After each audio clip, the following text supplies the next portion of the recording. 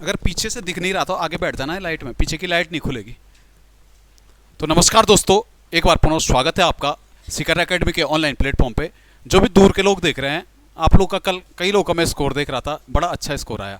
खासतौर पे सुखबीर भंडारी, बिंग पहाड़ी, जिन लोगों ने भी 80+ का स्कोर मारा। पेपर थोड़ा आज हार्ड था, बेसिक पेपर भी था, जीएस में फंसाने वाला था, अच्छा स्कोर मारा है। 87 ऑफलाइन का टॉपर रहा आपके बीच में। तो जिन लोगों का भी स्कोर सही है, बहुत बहुत शुभकामनाएं।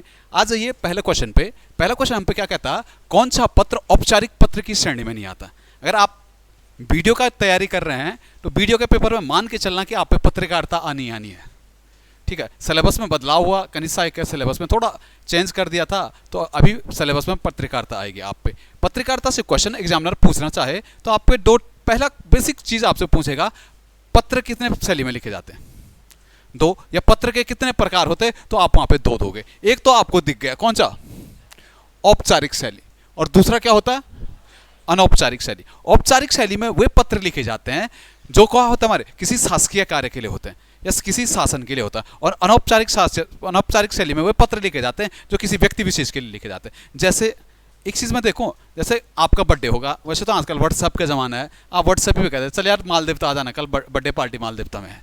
अगर आप पुराने ख्यालों के लोग हैं, आप चाहते हैं कि मैं इसे इम्प्रेस करना चाहूँ, थोड़ा कुछ डिफरेंट किया जाए, आपने पत्र लिखा था, प्रिय मित्र कल मेरा बर्थडे है, मैं सोच रहा कि ऐसा ऐसा ऐसा हम मालदेवता जाएंगे, तो वो किस शैली में आता है, अनौपचारिक शैली, या उसे हम क्या कहते थे, व्यक्तिगत शैली में कहते हैं। सारे शासकीय पत्र, अधिसूचना, गजट वगैरह किस शैली में आएगी, हमारी औपचारिक शैली में। पत्रकारिता से आपको यही आएगा। ठीक है, क्वेश्चन नंबर अगला देखना, मजदूर किस भाषा का शब्द है। मजदूर हमारा किस भाषा का शब्द है, फारसी। फारसी भाषा में अगर आपको देखना तो एक शब्द आप पे आता, सरकार। सरकार किस भाषा की थी, फारसी भाषा की सरकार भी थी। दंगल किस भाषा का था, दंगल भी फारसी बात। अगर अरबी भाषा के लिखना आपको शब्द, तो अरबी भाषा के कुछ शब्द लिख देना। जैसे अरबी भाषा में आप एक लिखोगे अल्लाह, अल्लाह, ठीक है, ख्याल, ख्याल, कब्र, अल्लाह हो गया, ख्याल हो गया, कब्र हो गया, जनाब हो गया, जनाब, लिफाफा और तारीख, ये सब किस भाषा के शब्द हैं, अरबी भाषा के शब्द हैं। अगर आप फारसी भाषा का जानना चाह, फारसी भाषा में जो आपको लिखना है, एक लिख देना जागीर, जागीर हो गया। दरबार किस भाषा का शब्द है, दरबार, दरबार कहां लगा था, फारस में लगा था, दरबार हो गया। दरबार किस भाषा का, फारसी भाषा। अगर मैं जुर्माना की बात करूं तो आपने कोर्ट कचहरी के चक्कर में सब अरबी याद करें, जुर्माना हमारा फारसी में आता है। जुर्माना हुआ, तमाशा हुआ, गवाह भी किसका, गवाह भी हमारा फारसी का आता है। अगर एग्जामिनर आपसे तुर्की भाषा का जानना चाहे, तुर्की भाषा में वो कुछ नहीं पूछेगा, आपको ये तो पूछ देगा, वो आपका एक दरोगा का पेपर आ रहा, दरोगा कैंची पूछ सकता है, उर्दू पूछ सकता है, बेगम पूछ सकता है, खच्चर पूछ सकता है, और क्या क्या पूछा, चकमक पूछेगा। किस भाषा के ये सब, तुर्की के। बाकी अंग्रेजी भाषा तो आप देखते ही पहचान लेते हैं, अंग्रेजी भाषा के बताने तो नहीं है। अपील होता है एक अपील, बाकी जो इंग्लिश में होते वो आप 1 मिनट में पहचान लेते हो। ठीक है, क्वेश्चन नंबर अगला देखना, जो क्रिया अभी हो रही हो उसे कहते हैं। कई लोग कंफ्यूज हुए थे इसमें। अभी क्रिया क्या है, चल रही है, कंटिन्यूअसली चल रही है, तो ये हमारे किस में आते हैं, अपूर्ण में आती है, इसे कहते हैं हम अपूर्ण वर्तमान। जैसे मैं कहता ना, मैं क्लास में पढ़ा रहा हूं, पढ़ा रहा हूं, अभी क्या है, क्रिया चल रही है, मतलब कैसे क्रिया है, अपूर्ण वर्तमान कहते हैं। अगर मैं सामान्य वर्तमान की बात करूं तो क्या, जो क्रिया अभी अभी जस्ट चल तो रही थी लेकिन क्या है, समाप्ति की ओर है, उसे हम क्या कह देते हैं, अब सामान्य वर्तमान। जैसे एग्जांपल देना, बताओ एक एग्जांपल दो सामान्य वर्तमान का। जैसे मैंने कह दिया राम जाता है, राम जाता है, या मैं कह देता राम जा रहा है, तो क्या था, राम जा रहा है, अपूर्ण वर्तमान कह देता आप, क्योंकि कंटिन्यूअसली चल रहा, कंटिन्यूअस सेंस में, तो अपूर्ण वर्तमान था। अगर राम जा रहा है तो क्या था हमारा, सामान्य वर्तमान था। अगर मैं वहीं पे कह दूं संगठित भूत, भूत मतलब पास्ट टेंस, भूतकाल की बात हो रही, बीता हुआ, मैं कहा शायद उसका फॉरेस्ट गार्ड निकला होगा, शायद, कंफर्म नहीं, तो क्या कैसी स्थिति है, संगठित वर्तमान की है। ठीक है, काल से उतना क्वेश्चन आपके बनेंगे नहीं। अगला क्वेश्चन देखना, चिंतन का विलोम शब्द क्या होगा। चिंतन का जो बनना था वो क्या होना था, नास्वर। जिन लोगों ने भी ऑप्शन सी मारा है उन लोगों का बिल्कुल सही है, चिंतन का नास्वर। अगर आप अलौकिक का देख रहे हैं तो अलौकिक का क्या होता, लौकिक होता। अगर नैसर्गिक का देख रहे हो तो आपको क्या आएगा, कृत्रिम। जो प्राकृतिक कह रहे हैं ना वो नैसर्गिक का क्या होता है, समानार्थी होता है, पर्यायवाची होता है। अगर विलोम शब्दों में आपसे कुछ विलोम शब्द जानना चाहा, जैसे मैंने कहा तिमिर, तिमिर, तिमिर मतलब आपको पता अंधेरा, लेकिन एग्जैक्ट विलोम शब्द की भाषा में तत्सम का तद्भव, तत्सम का तत्सम, तद्भव का तद्भव विलोम में होता ना। अगर मैं तिमिर का विलोम जानना चाह रहा हूं आपसे, तो आप क्या आंसर दोगे, प्रकाशमान भी नहीं, एक का आ रहा है, का आंसर आया हल्की आवाज में, आलोक। क्या होता है, आलोक। तिमिर का क्या होगा, लिख लेना आलोक। तिमिर का विलोम शब्द क्या होगा, आलोक। एक आप तीक्ष्ण देखते, तीक्ष्ण, तीक्ष्ण आप नहीं कहते, अम्ल बड़े तीक्ष्ण होते हैं, तीक्ष्ण का आएगा तो क्या आएगा, कहते हैं कभी अम्ल बड़े तीक्ष्ण है। इसी तीक्ष्ण का अगर मैं तद्भव देखो तो तीखा होता है। जैसे आपने कहा ना पानीपुरी कैसी बनाने, आप कहते हैं तीखा बना दो, ठीक है। इसी तीक्ष्ण, तीक्ष्ण का जो विलोम शब्द आएगा क्या आएगा, मंद। तीक्ष्ण का विलोम क्या आना था, लिख लेना मंद। एक श्रव्य आता पे, श्रव्य, अश्रव्य मतलब जैसे सुनाना जा सके, अश्रव्य, और लगाने की आदत गई नहीं है? श्रव्य क्या बताए, श्रव्य का ये तो हम कह सकते हैं वाच्य कह सकते हैं, या हम इसको दृश्य भी कह सकते हैं, ठीक है। श्रव्य के विलोम क्या होंगे, या तो वाच्य लिख देना या लिख देना दृश्य। श्रव्य का विलोम लिख देना वाच्य या दृश्य। एक आप पे जैसे मैंने बेसिक सब पूछना चाहिए, सबका नॉलेज चेक करूंगा मैं, जिसे आएगा चुपचाप रहना, मौके बाहर मत बोलना। मैंने कह दिया करुण, दिख रहा करुण, राहुल बिस्ट, राणा जी,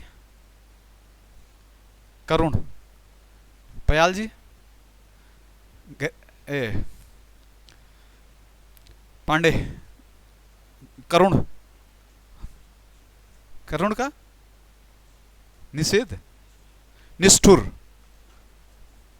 करुण का क्या होता है, निष्ठुर होता विलोम, लिख लेना करुण का निष्ठुर। जंगम का स्थावर, जड़ का चेतन। अच्छा रटा है, ठीक है, चलेगा। 4 बहुत हैं एक दिन में, विलोम ज्यादा नहीं पढ़ने चाहिए, मेमोरी हाई हो जाती है, थोड़ा कम कम पढ़ने चाहिए, ठीक है। आ जाना, पूत कपूत तो क्यों धन संचय, पूत कपूत तो क्यों धन संचय में कौन सा अलंकार होगा, सब ने रटा है, सबको पता है। लाटानुप्रास अलंकार कभी आना होगा तो एक ही एग्जाम्पल बेस्ट होता है, और वही यही एग्जाम्पल होता है, क्या, पूत कपूत तो क्यों धन संचय। अगर आपको कभी जानना है लाटानुप्रास अलंकार क्या हुआ, लाटा अनुप्रास अलंकार, वैसे तो अनुप्रास अलंकार है तो आपको पता ही है। अनुप्रास अलंकार क्या होते हैं, जहां पे वर्णों की आवर्ती क्या होती है, बार बार होती है, अनुप्रास अलंकार होता। उसी अनुप्रास अलंकार के 5 भेद होते हैं, 5 में से 4 आपके सामने है, उसी में आता है एक लाटा अनुप्रास। लाटा अनुप्रास अलंकार जहां पे एक लाइन होती ना, एक वाक्य होता, और वही वाक्य दोबारा, सेम वही वाक्य दोबारा क्या पुनरावृत्त होता है, या दोबारा उस वाक्य की आवर्ती होती है, वहां पे हमारा लाटा अनुप्रास अलंकार होता है। क्या इसमें हुआ वाक्य की पुनरावृत्ति, पूत कपूत तो क्यों धन संचय, पूत कपूत तो क्यों धन संचय, दोनों एक ही वाक्य का 2 बार हो ना, सीधा सीधा किसके साथ, लाटा अनुप्रास के साथ। आप ऑप्शन ए दिख रहा है आपको, छेका अनुप्रास, छेकना, छींकना, आदमी कितने बार छींक सकता है, छी तो करेगा 2 बार। छेका अनुप्रास केवल शब्दों की 2 बार आवर्ती होती है, केवल कितने बार, 2 बार आवर्ती होती है। जैसे मैं एक एग्जाम्पल आपको देना चाहूँ ना, जैसे मैंने कहा विविध सरोज सरोवर फूले, विविध सरोज सरोवर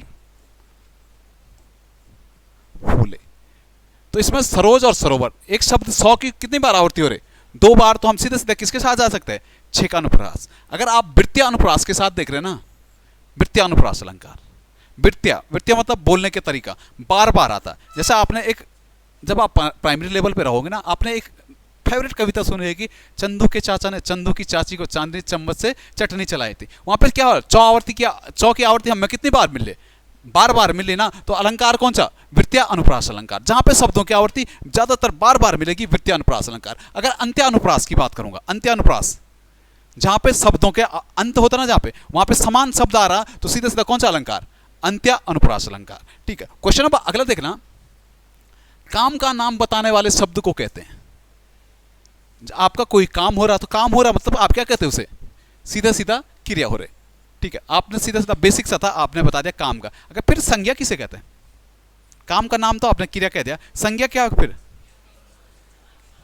किसी वस्तु, स्थान या जो भी स्थान इनकी जानकारी देती है वो संज्ञा होते हैं। ठीक है, अगर मैं बात करूं सर्वनाम की, जो संज्ञा के स्थान पे बोले जाते हैं वो सर्वनाम है। आप सर्वनाम है तो सर्वनाम को तोड़ दीजिए, सर्व प्लस नाम, सबका नाम, मतलब नाम किसका होता है, संज्ञा का, और जो संज्ञा के स्थान पे बोले जाएंगे वो सर्वनाम हो जाएंगे। क्रिया विशेषण वो होते हैं जो क्या बताते हैं, क्रिया की विशेषता बताते हैं। बेसिक सा था, सीधा अगला बढ़ना। विभावरी किस प्रकार का शब्द है, आप सब ने रटा, विभावरी कैसा है, तत्सम तद्भव। एक क्विक रिवीजन हो जाए तत्सम तद्भव का है। जैसे मैंने कहा लाख, आप कहते हैं मेरे पे 1 लाख, मैं ड्रीम 11 पे जीता, मेरे को लाख रुपए मिल गए, लाख का तत्सम क्या होगा, लाख का तत्सम लक्ष्य, लक्ष्य क्या होता है। वैसे करोड़ का क्या होता, आपको पता है करोड़ का क्या होता है, कोटि होता। लोहा, लोहा का क्या होता है, वैसे तेल का भी, तेल का क्या होता है, तेल होता है। जैसे मैंने कहा उल्लास, उल्लास कैसा शब्द है, उल्लास कैसा शब्द है,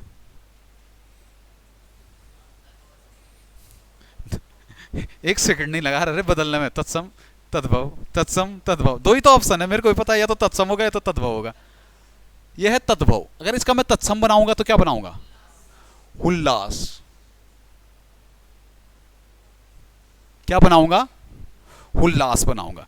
ठीक है, अगर मैंने कहा आज, आज क्या है, तद्भव है। अगर मैं इसका आज का तत्सम बनाना चाह रहा है,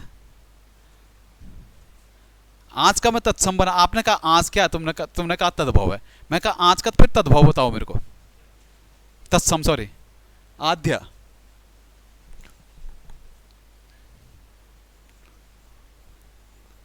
ठीक है, क्वेश्चन नंबर अगला देखना, शुद्ध वर्तनी वाला शब्द कौन सा होगा। आपको पता है सुसुप्ति, सुसुप्ति, ऑप्शन डी हमारा क्या था, बिल्कुल सही था। वैसे मैं एक वर्तनी आपको दूंगा, जैसे मैंने कहा सदगति, सदगति कैसे लिखेंगे, लिखना, आगे वालों पे मेरी नजर जाती, पीछे वालों पे तो जाती नहीं। सदगति लिखना थोड़ा, कहां लिखा, सही है आपका, गलत लिख दिया आपने, गलत लिख दिया आपने, ड्राइवर गलत लिख रहे रे, तुम तो गाड़ी को फरका दोगे कहीं। सदगति ऐसे लिखते हैं, ठीक है ना, सदगति। अब आ जाइए आज का सबसे हार्ड वर्तनी है, देखता हूं कितने लिख पाते हैं। जगत, जगत जननी लिखना, जगत जननी, या जो भी शुद्ध वर्तनी होती, चाहे उच्चारण में मिस्टेक हो रहा हो, आप जगत जननी लिखना। पेन रुकेगी सबकी रुक रही पेन, आता किसी को कंफर्म, कैसे लिखा,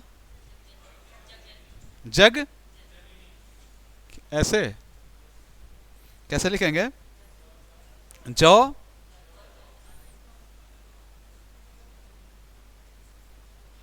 जो, फिर गौ, फिर आधा जो, फिर जो, जगत जननी, जगत तो नहीं होता है। ठीक है, अगर जैसे आपने कहता फूलों की क्यारी, मैंने क्यारी बनाई, क्यारी कैसे लिखेंगे, आधा आएगा या की आएगा, क्यारी होता है या क्यारी होता है, क्यारी कैसा होता हमारा, क्यारी, आधा को आता क्यारी में। ठीक है, एक आप सबसे ज्यादा फंसोगे आद्र में, ऐसी जो बेसिक वर्तनियां होती ना, आप यहां पे फंस जाते। आद्र में रॉ कहां पे आएगा,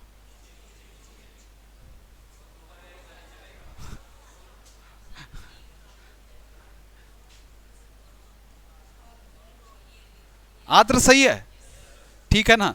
महात्मय, महात्मय सही है, लिख लिया। जो नए बच्चे हो ना, थोड़ा लिखने की कोशिश करना। यहाँ पुराने भी बच्चे हैं, आप डरना मत किसी से। अगर आप शुरुआत कर रहे हो तो शुरुआत करनी जरूरी है, रिस्क लेना जरूरी है, बिना रिस्क लिए कुछ नहीं कर पाओगे। निम्न में से कौन सा अल्प प्राण का अर्थ में कौन से हैं? अल्प प्राण क्या होंगे हमारे? किसी भी वर्ग के पहले, दूसरे, पहला, तीसरा और पांचवा शब्द हमारा क्या होता है? अल्प प्राण होता है। हिंदी में देखो तो इन ऑप्शनों के हिसाब से हमारा अल्प प्राण क्या जाना था? क और गौ जाना था, ठीक है। सघोष क्या होते हैं हमारे?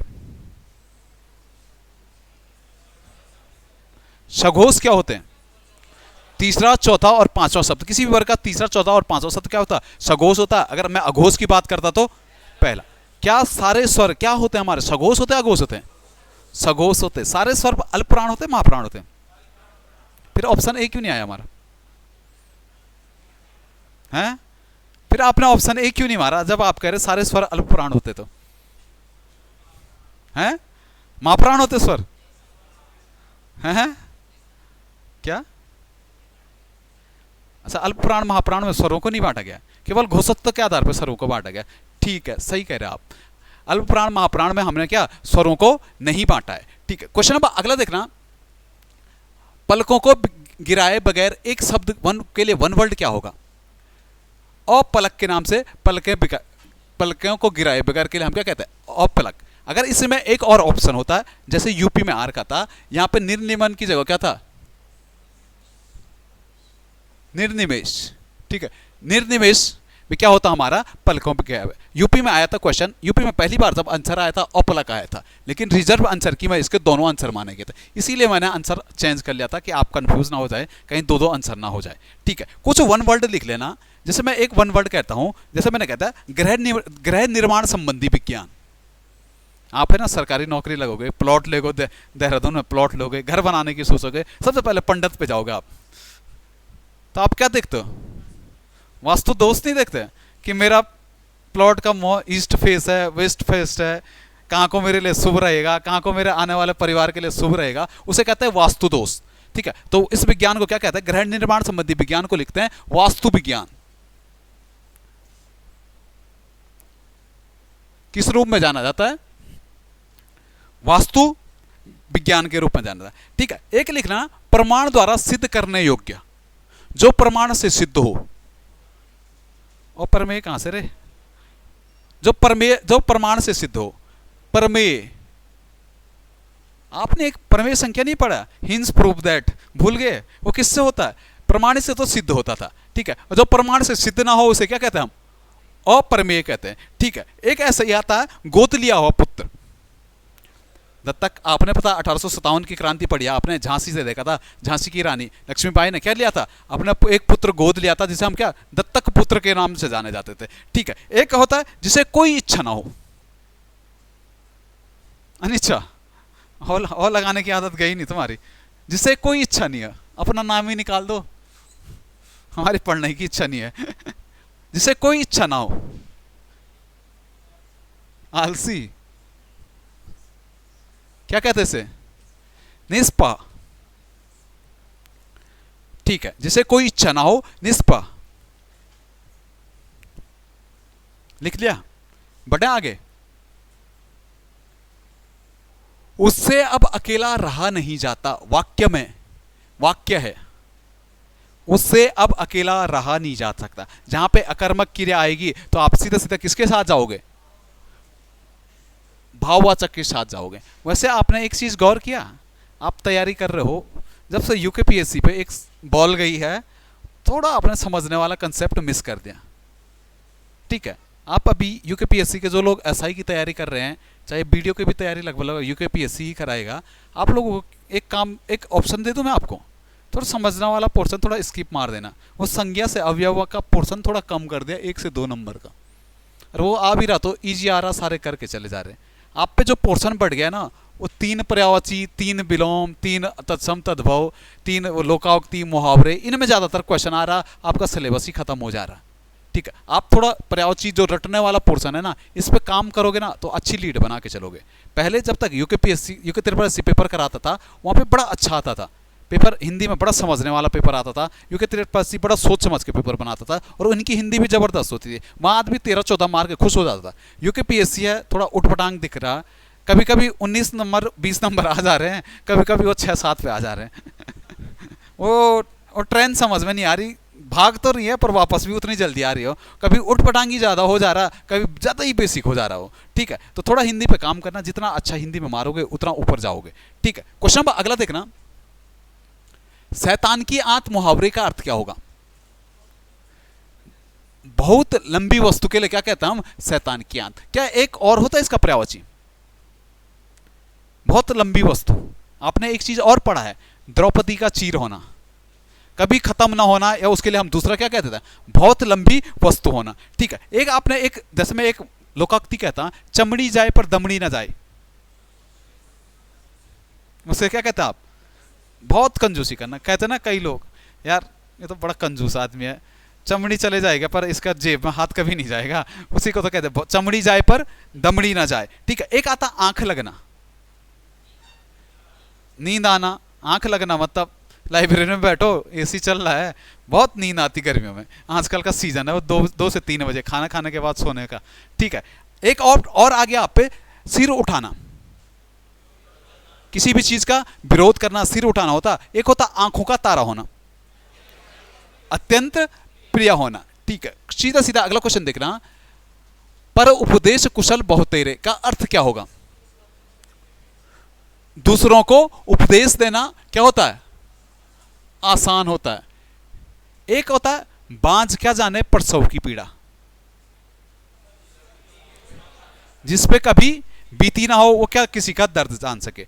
ठीक है, सीधा सीधा अगले क्वेश्चन पे देखना, निम्नलिखित में से कौन सा अनिश्चयवाचक सर्वनाम नहीं है? अनिश्चयवाचक मतलब जहां पे कोई निश्चय नहीं हो रहा, कुछ भी, मैं कुछ भी खा लूंगा, वहां पे कोई निश्चय है नहीं है ना, अनिश्चितता का भाव आ रहा ना, सीधा सीधा कैसा सर्वनाम? अनिश्चयवाचक। कुछ ना कुछ तो था वहां, आप कंफर्म तो, लेकिन आपको कंफर्म नहीं हो पा रहा कि कैसा है, कुछ ना कुछ तो है वहां, तो वो भी कैसा हमारा एक तरीके से अनिश्चयवाचक। सब कुछ, सब में भी है लेकिन कुछ भी है, तो कैसा? अनिश्चयवाचक। और जो और वह आएगा तो वो कैसा है? जो संबंध आता, और वह क्या है? या तो हम निश्चयवाचक कह सकते हैं, या वह का कई सेंटेंसों में पुरुषवाचक के साथ भी क्या क्या होता है? प्रयोग होता है। ठीक है, क्वेश्चन नंबर अगला देखना, जलीय शब्द का विशेष्य रूप क्या होगा? जलीय, जल प्लस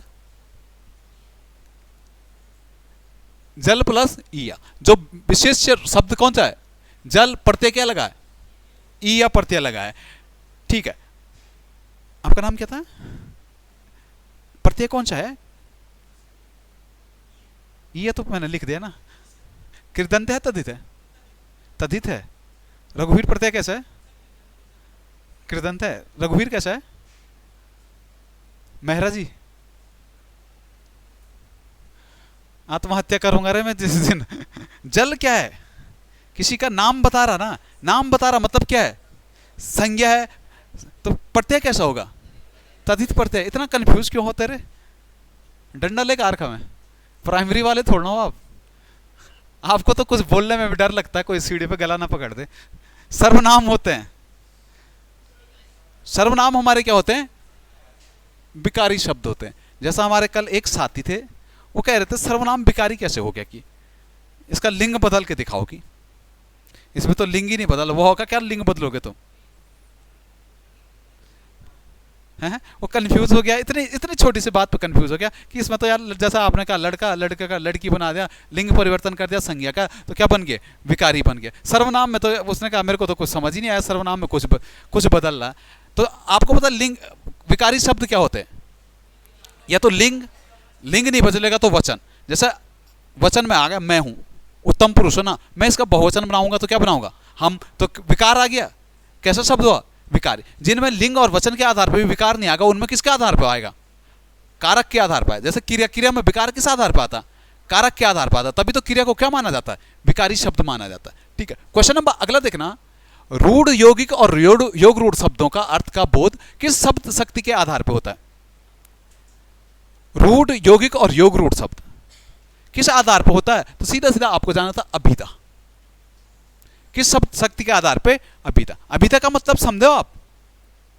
अभिधा जहां पे अभेद आरोप लगता है। जैसे मैंने कह दिया राहुल अच्छा लड़का है या राणा जी अच्छे लड़के हैं, ठीक है, तो वहां पे क्या सीधा सीधा मैं डायरेक्ट कह रहा हूं किसी बात को, कोई घुमा फिरा के नहीं कह रहा, तो सीधा सीधा अभेद आरोप लग रहा है, मतलब सीधा क्या? अभिधा है। अगर मैं वहीं पे लक्षणा की बात करता ना, लक्ष्यार्थ आता जहां पे, लक्षणा मतलब जहां पे लक्ष्यार्थ आता, जैसे मैंने कहा मैं बच्चों को देख के 9 2 11 हो गया, तो वहां पे 9 2 11 कोई शब्द नहीं है, अभेद वो नहीं है, अभिधा नहीं है, वहां पे क्या एक लक्षणा है, या लक्षण जहां पे मुहावरों का प्रयोग मिलेगा हम पे, वो भी कहां पे मिलेगा?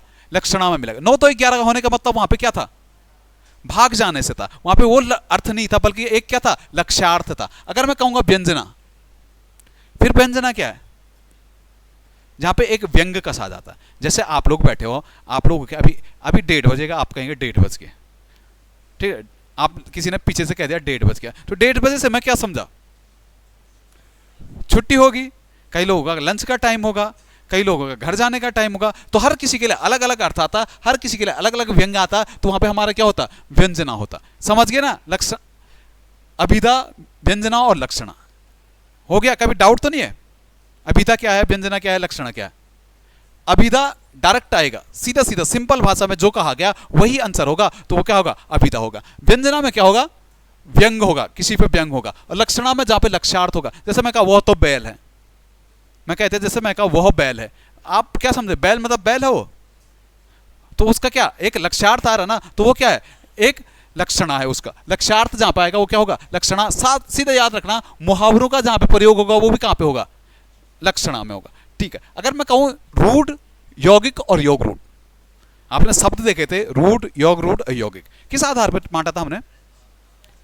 रचना और बनावट के आधार पर बांटा था। जो टूटा नहीं वो कौन? रूट। जैसे गेहूं, गेहूं टूटा नहीं टूटा। यौगिक जो 2 शब्दों से मिलकर बनेगा, जैसे हिमालय, हिम प्लस आलय, ठीक है, यौगिक हो जाएगा। योग रूट क्या होंगे? योग रूट वही यौगिक शब्द होंगे जो 2 शब्दों से मिलकर तो बन रहे होंगे, लेकिन तीसरा अर्थ दे रहे होंगे, ठीक है, जैसे जलज, या जहां पे क्या बहुब्रीहि समास का प्रयोग हो रहा होगा, योग रूट शब्द होंगे, ठीक है। क्वेश्चन नंबर अगला देखना, शुद्ध वाक्य का चयन कीजिए।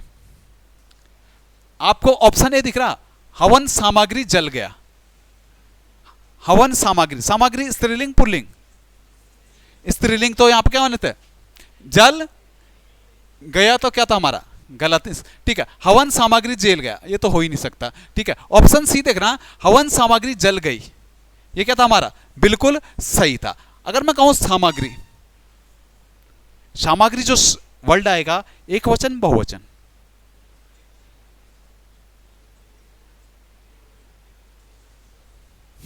प्राइमरी की तरह कर रहे, एक वचन बहुवचन हमेशा एक वचन में आता सामग्री, ठीक है, या इसी को हम क्या कहते थे? नित्य एक वचन में हमारा इस्तेमाल होगा, तभी तो जल गई क्या एक वचनी में हमारा इस्तेमाल हुआ है, ठीक है। क्वेश्चन नंबर अगला देखना, चंद्रोदय में कौन सी संधि होगी?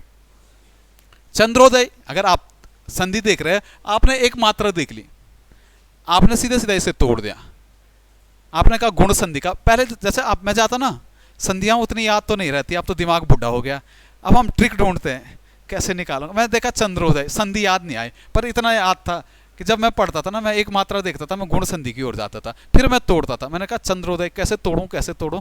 मैं देखा चंद्र प्लस उदय मिल रही है संधि, तो हमारी संधि कौन सी? गुण संधि। ऐसे ही मैंने पूर्वोत्तर का, पूर्व प्लस उत्तर, ठीक है, कौन सी संधि? गुण संधि। गुण संधि के रूल बता सकते हैं पांडे जी? गुण संधि में क्या क्या होता हमारा? अ के बाद अगर भिन्न स्वर आए या ए ई आए तो कौन सा? ए हो जाएगा। यदि अ के बाद उ या बड़ा उ आए तो क्या हो जाता है? ओ हो जाता है। यदि अ के बाद री आए तो अर हो जाता है। गुण संधि के सिंपल रूल थे, ठीक है। क्वेश्चन नंबर अगला देखना, सरोज स्मृति के रचयिता कौन है? सूर्यकांत त्रिपाठी निराला।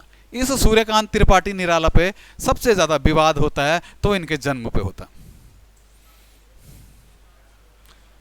आप लोग सबसे ज्यादा परेशान होंगे, सूर्यकांत निराला से आपने सब कुछ रटा होगा, लेकिन इनके जन्म पे बड़े कंफ्यूज होंगे। कई लोग अगर नेट पे आप ढूंढोगे तो आपको नेट पे क्या मिलेगा? मिला आप एनसीईआरटी गए, 9वीं की एनसीईआरटी गए, आपको मिला आप 11वीं की एनसीईआरटी गई, आपको मिला? मिला? 11वीं की में यह है, 9वीं में यह है और नेट पे ही है। अगर आप जाओगे तो आप इन दोनों में से जाना, कभी भी क्लोज जाओगे ना, मेरे हिसाब से तो 89 ही 99 ही जाना बेस्ट रहेगा। निराला, निराला जी की देखना सरोज स्मृति मानी जाती, ये सरोज स्मृति इनकी एक रचना थी। निराला जी के कुछ रचनाओं में आएगा तो रचनाओं में एक नए पत्ते याद रखना, अणिमा याद रखना, अच्छा परिमल हुआ, ठीक है। निराला जी का अगर निवास जन्म स्थान पूछे तो कहां हुआ था? महिषापुर बंगाल में इनका जन्म हुआ था, 1899 में आएगा। 3 पत्रिकाएं थी इनकी, समन्वय, सुधा और मतवाला, ठीक है। क्वेश्चन नंबर अगला देखना, निम्न में से कौन सा जिला समूह उत्तराखंड में मैग्नेसाइट भंडार का सही क्रम दर्शाता है? आपने कह दिया सबसे ज्यादा कहां पे? बागेश्वर में, फिर पिथौरागढ़ में, फिर कहां पे? चमोली में। आपने एक देखा था झिरोली, झिरोली मैग्नेसाइट कारखाना कहां पे देखा था आपने? पिथौरागढ़ में। चंडाक था रे, परीक्षावाणी गड़बड़ कर रहा। अल्मोड़ा में देखा, फिर अल्मोड़ा क्यों नहीं लिखा मैंने? हैं? अल्मोड़ा चौथा पे होगा। झिरोली मैग्नेसाइट देखना, हमारा झिरोली वाला क्षेत्र पड़ता बागेश्वर में। आप केवल परीक्षावाणी में ही मैंने पढ़ा आज तक कि झिरोली कहाँ पे है, अल्मोड़ा पे। बाकी जैसे मैं ओपन की पढ़ी, बर्नवाल की पढ़ी, तो वहाँ पे कहाँ पे दिया है? बागेश्वर में दिया है झिरोली वाला, ठीक है। इसी झिरोली वाले क्षेत्र में सबसे ज़्यादा क्या है? मैग्नेसाइट का भंडार है, ठीक है। इसीलिए ये क्वेश्चन कहाँ आया था पता आपको? 2015 यूकेपीएससी में आया था, और वहाँ पे भी आंसर यही था, बागेश्वर सबसे क्या टॉप पे है, और उसका झिरोली वाला क्षेत्र सबसे ज़्यादा क्या करता है? हमारा मैग्नेसाइट करता है, ठीक है। अगर मैं देखो तांबा के उत्पादन में, तांबा उत्पादन कहाँ होता है? अल्मोड़ा, पौड़ी, चमोली, ठीक है। अगर मैं एस्बेट देखूँ तो एस्बेट कहाँ पे? पौड़ी में मिलते हैं। वैसे यूरेनियम भी नामात्र के बराबर, लेकिन कुछ संकेत हम पे मिलते हैं यूरेनियम के, कहाँ पे? टिहरी में। और जो आएगा बैराइट, तो बैराइट कहाँ पे? देहरादून में। अगर चूना पत्थर देखो तो देहरादून। सबसे उत्तम कोटि का चूना पत्थर कहाँ पे पाया जाता है?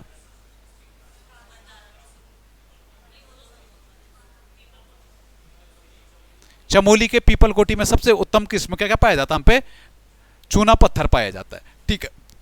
क्वेश्चन नंबर अगला देखना, उत्तराखंड के प्रथम लोक सेवा आयुक्त कौन है? सैयद हैदर ए रज्जा हमारे क्या थे? प्रथम लोकायुक्त थे। रोहित पयाल अभी कौन है? अभी लोकायुक्त कौन है उत्तराखंड में? लोकायुक्त अधिनियम कब आया था? 2011 में आया था। अभी हमारी सरकार इतनी इंटरेस्टेड नहीं है कि लोकपाल की नियुक्ति करे।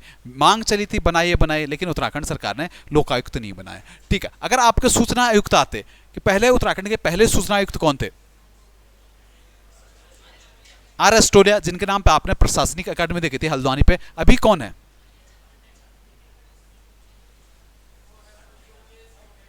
योगेश भट्ट लिख देना। वर्तमान में हमारे मुख्य सूचना आयुक्त कौन है? योगेश भट्ट। आपने देखा महिला आयोग की अध्यक्षा भी चेंज होगी, पहले विजय बड़तवाल थी, अब कौन बन गई? कुसुम कंडवाल बन गई। बाल संरक्षण अधिकार आयोग की अध्यक्षा भी चेंज होगी, उषा नेगी पहले थी, अभी चेंज है, वही है, अपडेटेड नहीं हो। मैंने एक नाम सुना था बीच में, गीता खन्ना जैसा आया था, क्या वही तो नहीं है? हैं? वही है, लिख देना। अभी जो बाल संरक्षण आयोग की अध्यक्षता है वो है गीता खन्ना। गीता खन्ना।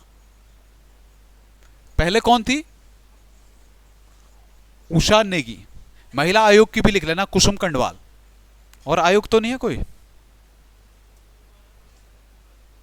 वर्तमान में लोकायुक्त कोई नहीं है, हमारी सरकार इंटरेस्ट ही नहीं दिखा रही है किसी को लोकायुक्त बनाने के लिए, क्योंकि सरकार वैसे ही इतने विवादों में घिरी है। आपका पेपर लीक है, आपका खनन है, आपका आबकारी नीति है, इसलिए सरकार भी तटस्थ रह रही, ठीक है। क्वेश्चन नंबर अगला आ जाना, लेवथाप तथा पेटसाल पुरास्थल कहां स्थित है? लेवथाप पड़ता हमारा कहां पे? अल्मोड़ा में। किस लिए प्रसिद्ध है? लाल रंग के शैल चित्र के लिए। पेटसाल देखा तो पेटसाल तो किस कलर के? कथई, या आपका स्कूल का ड्रेस का कलर था ना सिलेटी, उस कलर के हमारे क्या मिलते हैं यहाँ से? शैल चित्र मिलते हैं। अगर मैंने एक जगह देखी थी हुडली, पहले पड़ती कहाँ पे? उत्तरकाशी की कौन सी घाटी में?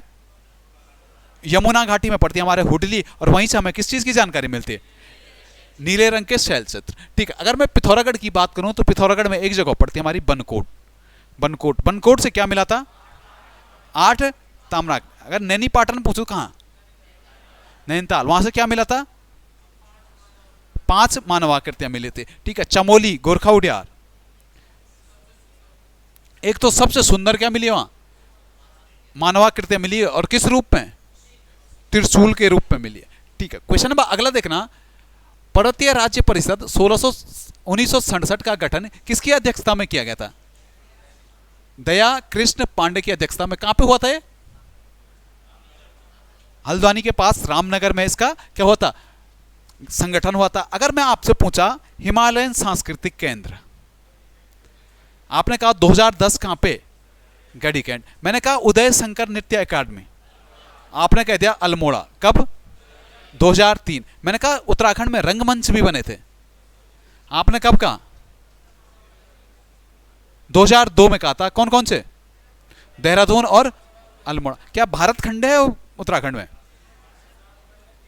3 जिलों में, देहरादून, पौड़ी और अल्मोड़ा में। और कुछ है संस्कृति से हमारा? इतना बहुत है संस्कृति से।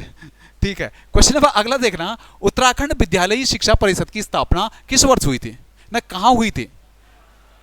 आप लोग सारे यहां से पढ़े हो, सब उत्तराखंड बोर्ड से पढ़कर के हो। जो ये विद्यालयी शिक्षा परिषद थी, पहले जब उत्तराखंड राज्य बना हमारा 2000 में, तो क्या होता था, हमारी जो बोर्ड की परीक्षाएं कराता था ये यूपी बोर्ड कराता था।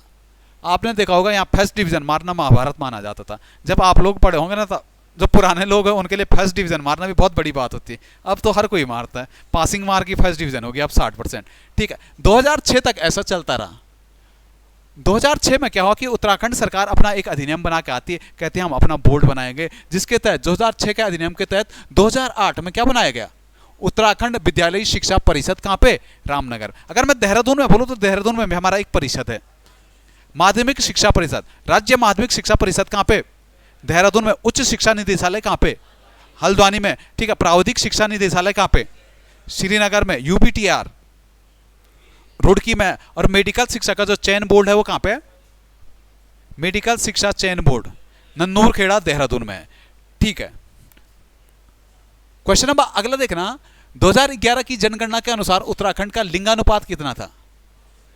आपने कह दिया सीधा सीधा बेसिक से कितना? 963।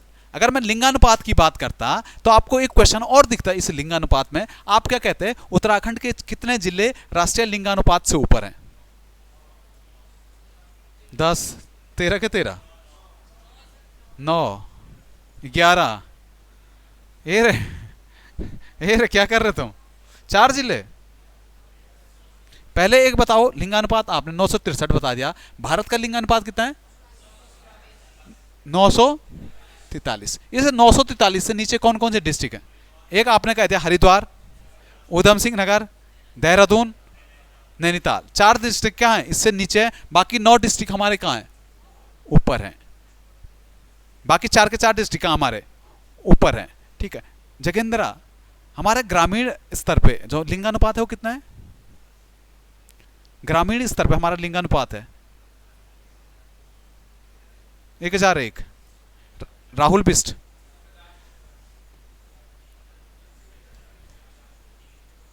कितना हमारा लिंगानुपात?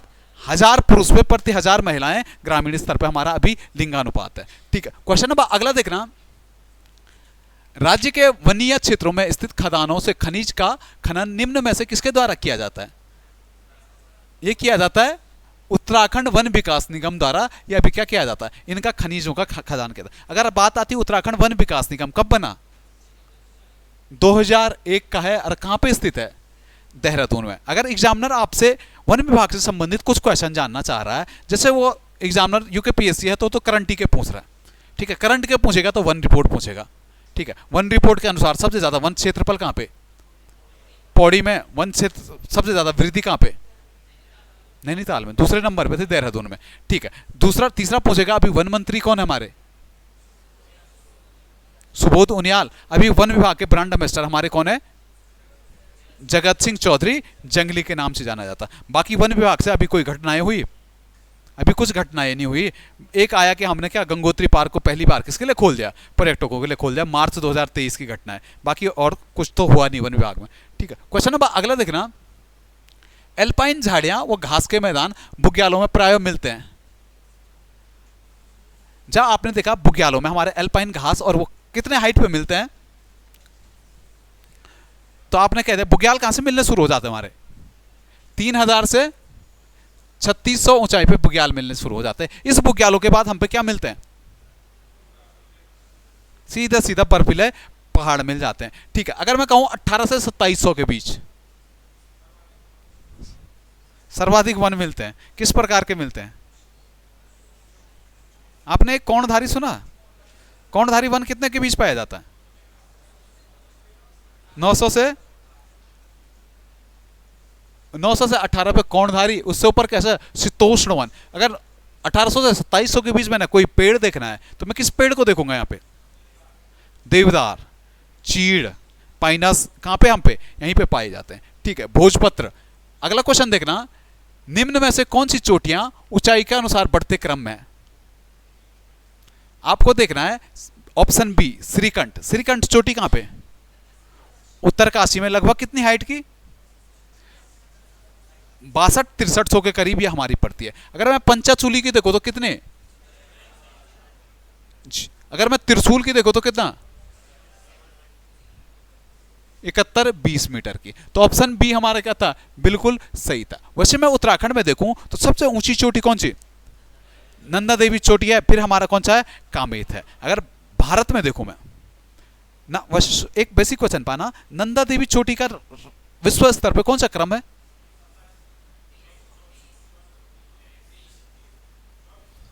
एक चोटी कौन सी बढ़ गई, 23वें क्रम की चोटी है।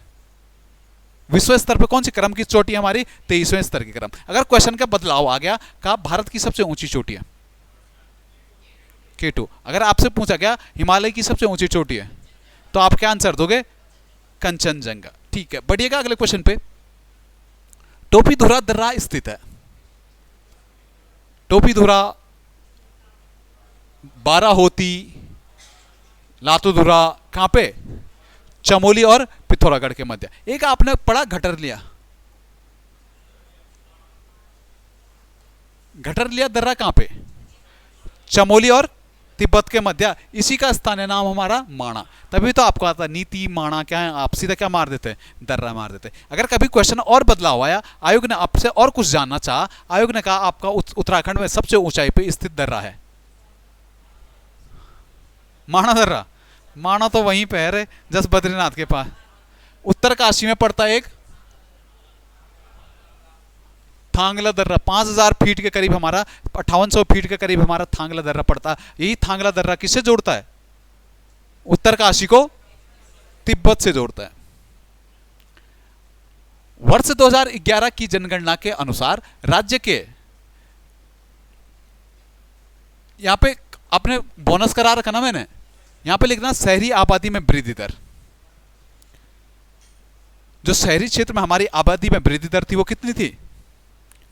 39 आपके पेपर में आएगा ग्रामीण साक्षरता दर, छपा है आपके पेपर में, देखना ग्रामीण साक्षरता दर आएगा। वैसे अभी आएगी तो ग्रामीण क्षेत्र में हमारी साक्षरता क्या है? 76.31% हमारी क्या ग्रामीण साक्षरता है। अगर हमारी राज्य की ओवरऑल साक्षरता देखें तो कितने? 78.82%। विवेक, भारत की राष्ट्रीय सार्थकता क्या है? विवेक, मृतिका, लक्ष्मण, 74% के करीब अभी क्या है हमारी भारत की राष्ट्रीय साक्षरता दर है। और 72, 74% के करीब है। नहीं, वो डिलीट भी हुआ था एक, हाई कोर्ट में आया था ना, जो हाई कोर्ट में डिलीट हुआ था एक क्वेश्चन सार्थकता वाला, 82% पुरुष सार्थकता वाला, वो बाद में डिलीट हुआ था। अभी भारत की जो सार्थकता मानी जाती है वो 74% के करीब माने जाते हैं। और सार्थकता में उत्तराखंड का रैंक कौन सा है? हम कौन सी रैंक पे हैं? 17वें रैंक पे हम उत्तराखंड है। ठीक है, क्वेश्चन नंबर अगला देखना, लोहसार व सूरगेंद त्योहार किसके हैं? ये त्योहार हैं और खास तौर पर किसके हैं? जाड़ भूटियाओं के त्योहार हैं। अब मनते कहां पे हैं? उत्तरकाशी का एक शहर पड़ता है डुंडा। जादूंग में अब कोई नहीं रहता रे, अब सारे भूटिया ट्रांसफर करके कहां पे लाए गए हैं? डुंडा। उत्तरकाशी का आप कभी जाओगे उत्तरकाशी? डुंडा होते हुए जाना। मोमो बड़े फेमस मिलते हैं यहाँ पे, मोमो के लिए बड़ा जाना जाता डुंडा। मैं भी गया था, एक ने मेरे को सजेशन दिया था आप डुंडा से मोमो खाते हुए जाना। दो सजेशन मिले, यमुना घाटी जाओगे तो यमुना पुल पे मच्छी, और उत्तर की भागीरथी घाटी जाओगे तो डुंडा में मोमो खा के जाना। क्वेश्चन नंबर अगला देखना, दिल्ली में पर्यटक कला केंद्र की स्थापना कब की गई थी? 1968 में कला केंद्र की स्थापना की गई थी। किसके द्वारा? मोहन सिंह उप्रेती द्वारा क्या दिल्ली में कला केंद्र की स्थापना की गई थी। अगर आप पे आएगा क्यों कला केंद्र की स्थापना की गई थी? मोहन उप्रेती इस कला केंद्र की स्थापना दिल्ली में क्यों करते हैं? अपनी सांस्कृतिक संरक्षण के लिए हम क्या दिल्ली में पर्यटक कला केंद्र की स्थापना करते हैं। एक आपने गढ़वाल भ्रातृमंडल सुना?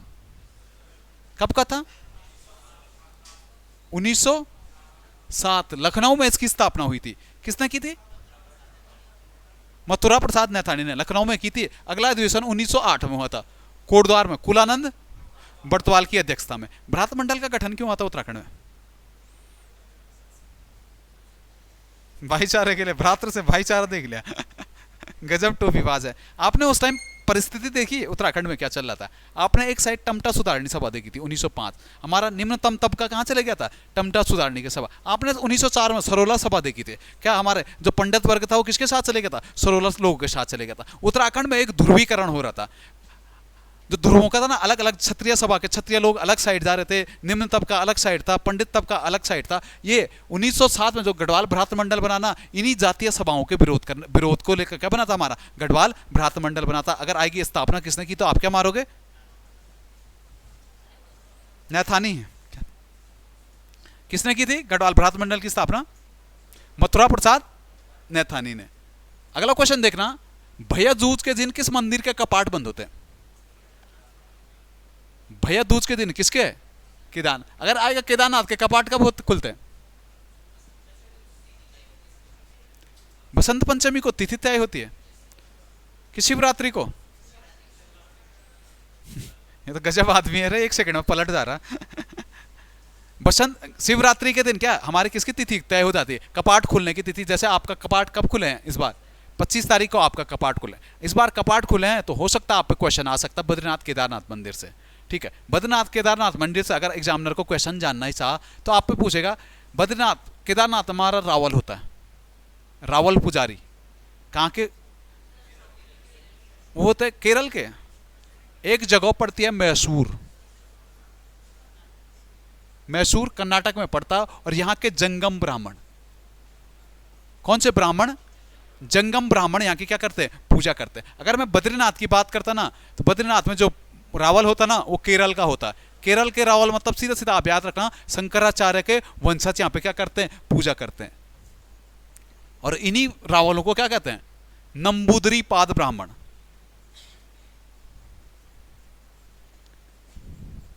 किस नाम से जाने जाते हैं? नंबूदरी पाद ब्राह्मण। ठीक है, क्वेश्चन नंबर अगला देखना, वैसे गंगोत्री यमुनोत्री के कपाट कब खुलते हैं? अक्षय तृतीया पर। बंद कब होते हैं? दीपावली के दिन। ठीक है, कि भैया दूज के दिन। बंद कब होते हैं? दीपावली में या भैया दूज में? दीपावली के दिन। ठीक है, कृष्ण लीलाओं का चित्रण के विशेषज्ञ कौन थे? आपको पता है चैतु। चैतु और मणकु किसके दरबार में थे? सुदर्शन सा के थे। इन्हीं में चैतु ने क्या कृष्ण लीलाओं पे क्या बनाए? चित्र। अगर मैं मणुकी की बात बढ़ता ना, मणुकु की एक रचना आती कौन सी? आंख मिचौली। कभी भी आएगा आंख मिचौली किसकी है तो याद रखना मणुकु की है। और यही मणुकु इसलिए फेमस हुआ था क्योंकि इन्होंने क्या गीत गोविंद का क्या था? गीत गोविंद का चित्रण भी किसने किया था? मणुकु ने किया था। किशोरी लाल वैद्य, कोई चीज आती है आप पे? इनकी एक पुस्तक आती पहाड़ी चित्रकला की शैली।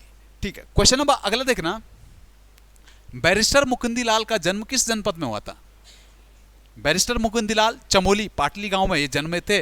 ठीक है, 1919 में जब ये ब्रिटेन से क्या लॉ की डिग्री लेकर वापस आया था, वकालत करके वापस आए थे, तो 1919 में कांग्रेस की क्या ली थी, प्राथमिक सदस्यता ली थी। इसी के बाद गढ़वाल क्षेत्र में इन्होंने क्या बनाया था, गढ़वाल कांग्रेस के नाम से एक संगठन बनाया था। 1930 में ये इससे क्या दे देते हैं, कांग्रेस की प्राथमिक सदस्यता इस्तीफा देते हैं। बाद में चुनाव भी लड़ते हैं, जब भारत आजाद होता है उस टाइम क्या विधायक भी रहते हैं। 1869 आते आते क्या है, सब चीज से संन्यास ले लेते हैं और किसके पीछे पड़ जाते हैं, मौलाराम की चित्रकला के पीछे पड़ जाते हैं। इन्होंने बाद में एक पुस्तक लिखी थी 69 में, कौन सी, सम नोट्स ऑन मौलाराम, और दूसरी कौन सी थी, गढ़वाल पेंटिंग के नाम से। ठीक है, क्वेश्चन नंबर अगला देखना, निम्नलिखित में से कौन पद्म विभूषण नहीं है, पद्म विभूषण है तो आपको पता है कौन सा, सुंदरलाल बहुगुणा। सुंदरलाल बहुगुणा को कब मिला था, 2009। अभी सुंदरलाल बहुगुणा की मृत्यु होगी कब, 21 में, 2021 में। चंडी प्रसाद भट्ट को देखना, तो चंडी प्रसाद भट्ट को तो सबसे तगड़ा पुरस्कार मिला था, वो मिला था रमन मैक्स के। एक चंडी प्रसाद को गांधी इंटरनेशनल शांति पुरस्कार मिला था, 1 करोड़ रुपए मिलते उसमें, 2013 में। ठीक है, क्वेश्चन नंबर अगला देखना, केदारजू का उपनाम को, केदारजू किस का उपनाम है, ये कहते हैं थल केदार। अगर आप पे आता थल केदार कहां पे, छोटा कैलाश कहां पे, छिपला केदार कहां पे, तो आप किस पे जाओगे, पिथौरागढ़ पे। ठीक है, क्वेश्चन नंबर अगला देखना, राष्ट्रीय पादप जैविकी अनुसंधान ब्यूरो कहां पे स्थित है, निगलांट पड़ता है भीमताल, ये भवाली के जस्ट पास में पड़ता है एक जगह, तो ये कहां पे हमारा, भवाली में। अगर आप भीमताल देख रहे हैं ना, तो भीमताल में जो हम पे सबसे ज्यादा प्रसिद्ध चीज है वह है 1987 में यहां पे बना है, पूसा द्वारा बनाया गया है, राष्ट्रीय शीत मत्स्यिकी अनुसंधान केंद्र। उत्तराखंड में पूसा के केवल 2 ही संस्थान है, एक भीमताल में राष्ट्रीय शीत मत्स्यिकी अनुसंधान केंद्र 1987 का, और एक कटारमल में 1988 का। जीबी पंत सतत एवं पर्यावरणीय विकास संस्थान, 2 ही चीजें क्या पूसा की साइड पर उत्तराखंड की। ठीक है, अगर भरसाड़ में मैं देखूं, भरसाड़ में मैंने परसों ही आप चीज से बनाया था, वीर चंद सिंह गढ़वाली औद्योगिक एवं वानिकी विश्वविद्यालय, स्थापना कब हुई थी, 2011 में, और नाम परिवर्तन 2015 में वीर चंद सिंह गढ़वाली के नाम पे हुआ था। ठीक है, क्वेश्चन नंबर अगला देखना, 104 सेंटीमीटर व्यास वाली संपूर्णानंद दूरबीन किस जनपद में स्थित है, ये नैनीताल में। नैनीताल में कहां पे, देवस्थल पे तो आपने आजकल वो लिक्विड मिरर टेलीस्कोप लगाया है, ये हमारे मोनरा पीक साइड पड़ती है। ठीक है, अगर आएगा कब शुरू हुई थी, अभी नरेंद्र मोदी प्रधानमंत्री बन के आए थे ना, तब बेल्जियम की सहायता से हमने सबसे बड़ी दूरबीन लगाई थी 2016 में। ठीक है, क्वेश्चन नंबर अगला देखना, हिमालय ट्रैवल नामक पुस्तक के लेखक कौन है, आपने सीधा सीधा कह दिया जोत सिंह नेगी। अगर मदन चंद भट्ट की मैं पुस्तक जानना चाह रहा हूं आपसे, तो आप सीधा कह देते हो हिमालय का इतिहास। पातीराम की देखनी तो गढ़वाल एंशियंट एंड मॉडर्न। अगर डीडी शर्मा की कोई अच्छी बुक देखने है आप ना, आप सीधा सीधा देख लो हिमालय के खस। अगला देखना, साल शीशम किस प्रकार के वन है,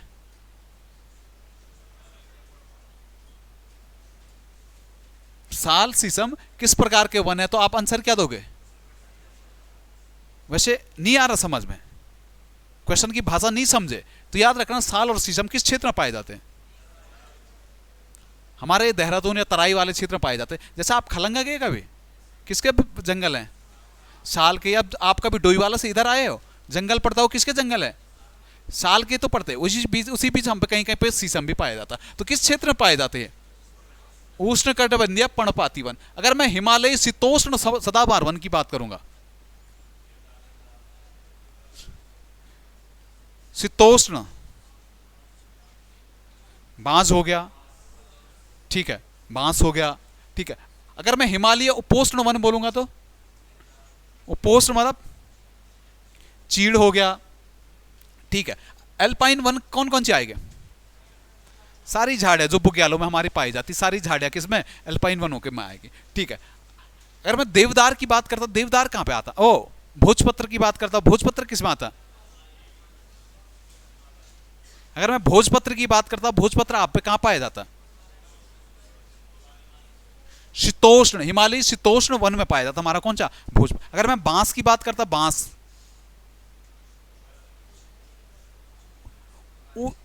बांस किसमें पाया जाता, उष्ण कटिबंधीय सदाबहार वन में, पर्णपाती में भी नहीं, सदाबहार में। ठीक है, क्वेश्चन नंबर अगला देखना, बद्रीनाथ के लिए जो स्थान जोशीमठ का है वही केदारनाथ के संबंध में किसका, उखीमठ। उखीमठ में भगवान केदारनाथ की शीतकालीन डोली रखी जाती, कौन से मंदिर में, ओंकारेश्वर मंदिर में रखी जाती है। ठीक है, अगर बद्रीनाथ की बात करूंगा मैं आपसे, बद्रीनाथ सबसे ज्यादा बद्रीनाथ की मंदिर शैली पूछता है, मुगल शैली। अगर कभी आप कंफ्यूज हो जाएगा ना, आप पे ऑप्शन मुगल ना रहा तो आप शंकुआधारी शैली में मार सकते हैं। अगर शंकुआधारी भी ना रहा तो आप सीधा सीधा द्राविड़ शैली के साथ चले जाना। उत्तराखंड में मंदिरों की शैली का बड़ा लोचा है, यहाँ समझ ही नहीं आता। डीडी शर्मा कुछ और लिखता है, बलोदी साहब कुछ और लिखते हैं, कठौत साहब तो सबसे अलग हैं, वो तो सबसे हट के लिखते हैं। ठीक है, कभी अगर पहले तो किताब के हिसाब से देखना, भाषा देखना किसकी है, उसके हिसाब से आंसर मानना। क्योंकि यहाँ कठौत साहब सिकर रेखा प्रसाद के मंदिर में बांटते हैं, जबकि हमारे और राइटर भारत के पर्पज से बांटते हैं, नागर वैसर इस शैली में बांटते हैं, जबकि हमारे बलोदी साहब किसमें, सब मंदिरों को लगभग लगभग कत्यूरी शैली में बांटते हैं। ठीक है, तो देख लेना किस हिसाब की किताब किस हिसाब से ऑप्शन बटे। वैसे मंदिरों की एक फिक्स शैली उत्तराखंड में है नहीं, सब ने अलग अलग लिखा, सब राइटरों ने।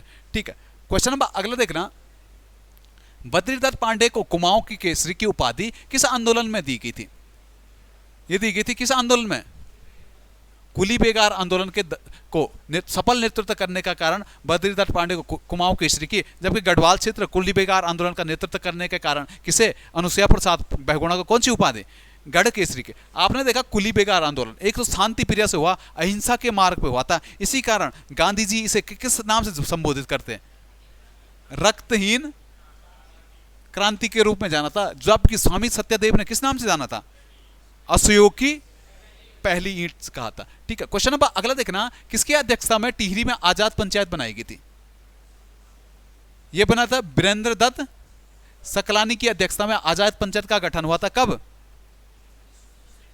1900। ठीक है, इसके बाद आपने देखा यहां पे एक कांड होता तिलाड़ी कांड, जिसे उत्तराखंड का क्या कहा जाता है, जलियांवाला बाग हत्याकांड कहा जाता है। तिलाड़ी कांड बाई डेट आएगा तो 30 मई 1930। जनरल डायर ने यहाँ पे क्या किए थे, जनरल डायर कह रहा मैं, चक्रधर जुयाल ने यहाँ पे क्या की थी, गोलियां। एक चीज याद रखना यार, परसों एक क्वेश्चन दिया था मैंने ऑनलाइन में, जितने भी लोग देख रहे हैं, आपका तो मैंने करेक्शन करा दिया, आप लोगों का नहीं करा पाया था मैं। एक मैंने दिया था दिल्ली समझौता, गांधी इरविन पैक्ट, 5 मार्च 1931 को गांधी इरविन पैक्ट होता, जिसमें जो मध्यस्थता कराई थी वो किसने कराई थी, वहां पे आंसर चेंज कर लेना, वो था तेग बहादुर सप्रू। थोड़ा मेरे क्षमा चाहेंगे, थोड़ा उस दिन माइंड में इमेज गलत बैठ गई। जो हमारा गांधी इरविन पैक्ट था उसमें जो समझौता कराया था तेग बहादुर सप्रू ने कराया था। जो आप मदन मोहन मालवीय की बात करोगे तो वहां पे पूना पैक्ट में था वो। पूना पैक्ट किसकी मध्यस्थता में कराया गया, आप मदन मोहन मालवीय। थोड़ा वो इमेज गलत बन गई उस दिन। ठीक है, अगला क्वेश्चन देखना, खस राजा सोपाल को मारकर किस शासक ने पुनः चंद्रवंश की स्थापना की थी, ये की थी वीरचंद। वैसे खसों ने जो चंद्र राजवंश था कब हड़प लिया था, 1050 के आसपास। क्या खस किसे हरा देते हैं, वीरचंद को हरा के क्या कर देते हैं, सॉरी बीणाचंद को हरा के चंद्रवंश को हड़प लेते हैं। बाद में वीरचंद आता, दोबारा किसकी स्थापना कर देता, चंद्रवंश की। अगर एग्जामिनर को आपको त्रिलोकचंद के बारे में पूछना है, अगर वो त्रिलोकचंद से आपसे क्वेश्चन जानना चाह रहा है तो बस एक ही चीज, एक ही फैक्ट मिलता है आपको सारी किताबों में, कितनी पढ़ लो। त्रिलोकचंद ने क्या किया था, भीमताल में किले का निर्माण किसने किया था, तो त्रिलोकचंद ने किया था। इससे अलावा कहीं भी इतिहास में इसका उल्लेख नहीं देखा मैंने। ठीक है, अगर ज्ञानचंद की बात आएगी, ज्ञानचंद द्वितीय कौन सा युद्ध लड़ा था फतेह शाह से, दुधौली का युद्ध लड़ा था, कब, 1703। और कुछ ले गया था ये गढ़वाल से, नंदा देवी की स्वर्ण प्रतिमा को कहां पे ले गया था, अल्मोड़ा में ले गया था। ठीक है, क्वेश्चन नंबर अगला देखना, किस चंद शासक के समाधि में रेशम के कारखाने खोले गए थे। बेसिक सा क्वेश्चन है, आप सभी ने मार दिया को, रेशम के कारखाने इंद्रचंद के टाइम पीरियड में खोले थे। इंद्रचंद ने रेशम का व्यापार कहां से किया था, इनका जो रेशम ट्रेड होता था हमारा कहां से, चीन से होता था। ठीक है, अरे इसी के टाइम पीरियड पे एक प्रथा आई थी जो रेशम उत्पादन से संबंधित थी, वो थी पटरंग वाली प्रथा के नाम से उसे जाना जाता है। बाकी इसमें कोई समझाने वाला तो है नहीं, हमारा सीधा पढ़ना। चंद प्रशासन में चार थाना और पंत निवेशी क्या था? ये होती थी हमारी कचहरी होती थी। बाद में लक्ष्मी चंद आता, इन कचहरियों को अलग नाम से बदल देता, जो कह देता न्योली और बिस्टोली के नाम से इन्हें जानता है। ठीक है, सीधा सीधा पढ़ना। निम्नलिखित में से उत्तरकाशी में आयोजित होने वाला मेला कौन सा है? आपने कौन सा देखा था?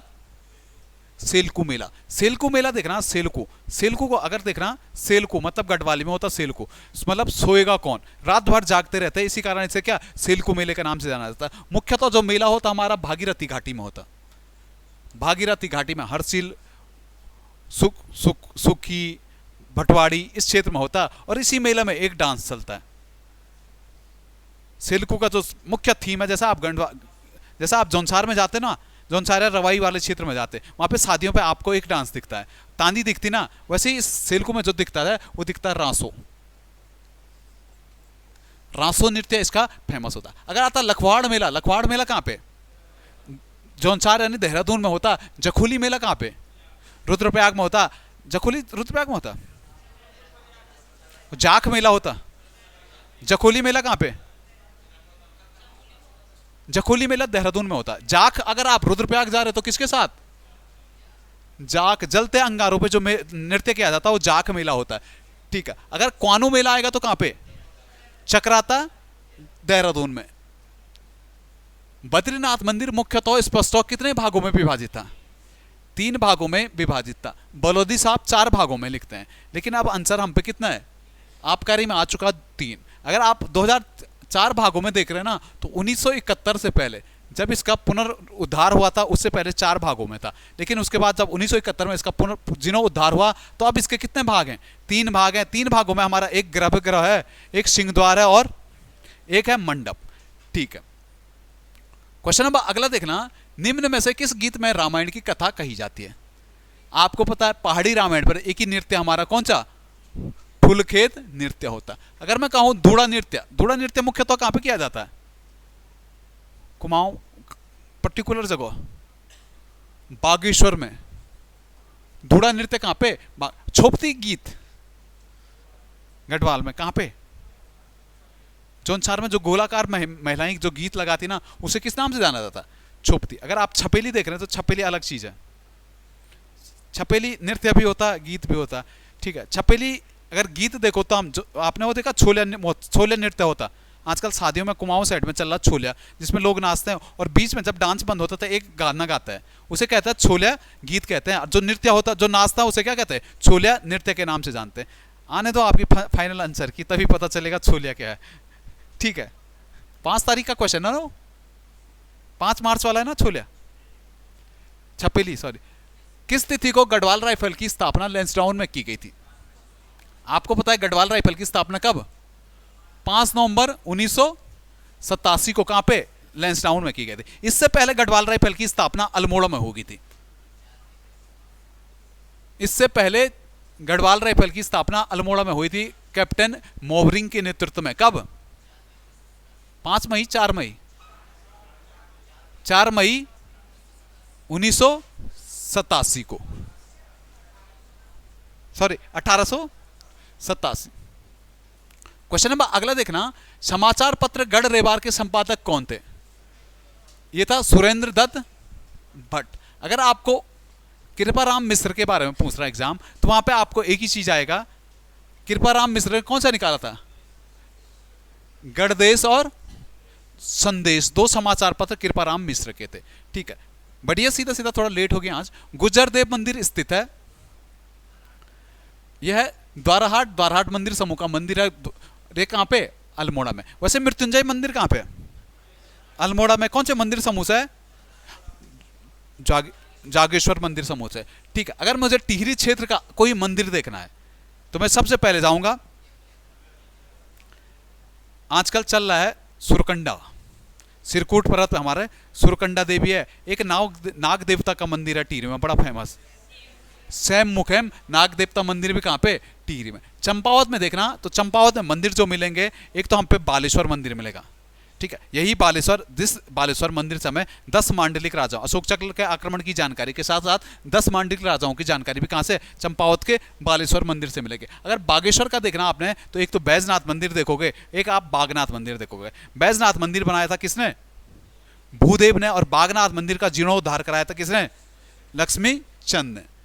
क्वेश्चन नंबर अगला देखना, उत्तराखंड में इजराइन शब्द का संबंध किससे, जो हमारी होती किससे, भूमि व्यवस्था से। इजराइन हुआ, खील हुआ, घरिया हुआ, बुनिया हुआ, ठीक है, दोयम हुआ, अव्वल दोयम हुआ, ये क्या एक प्रकार से क्या हमारी भूमि व्यवस्था से संबंधित है।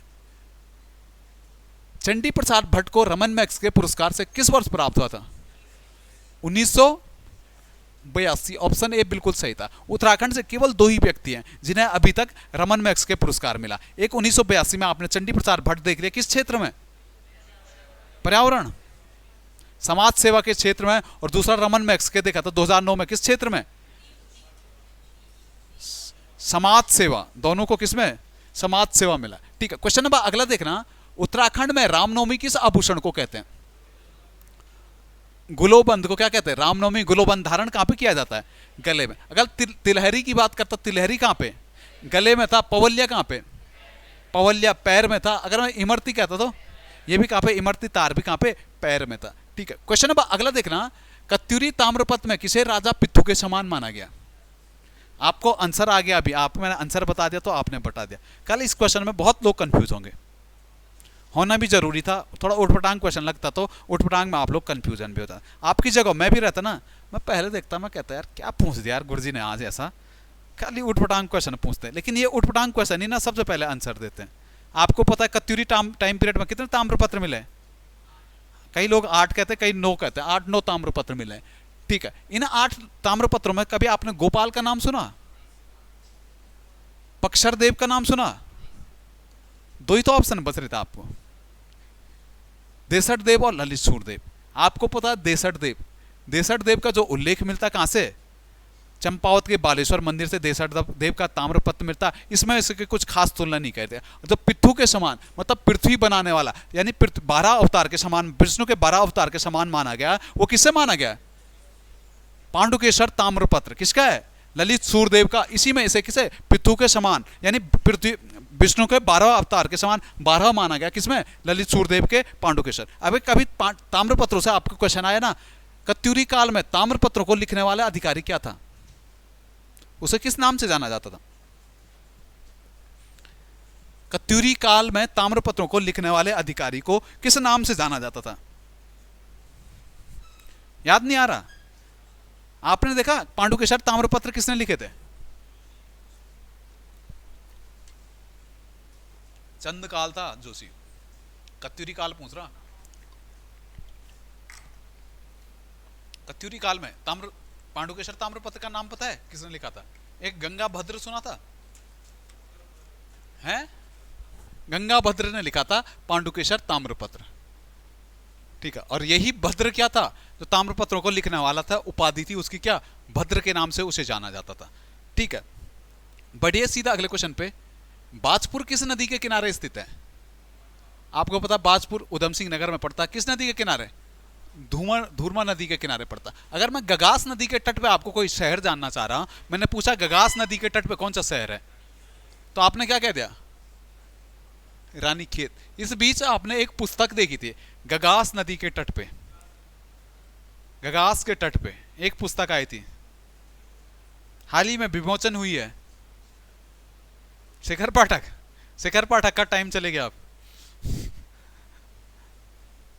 गगास के तट पे, जगदीश चंद्र जोशी, किसकी पुस्तक है, जगदीश चंद्र जोशी।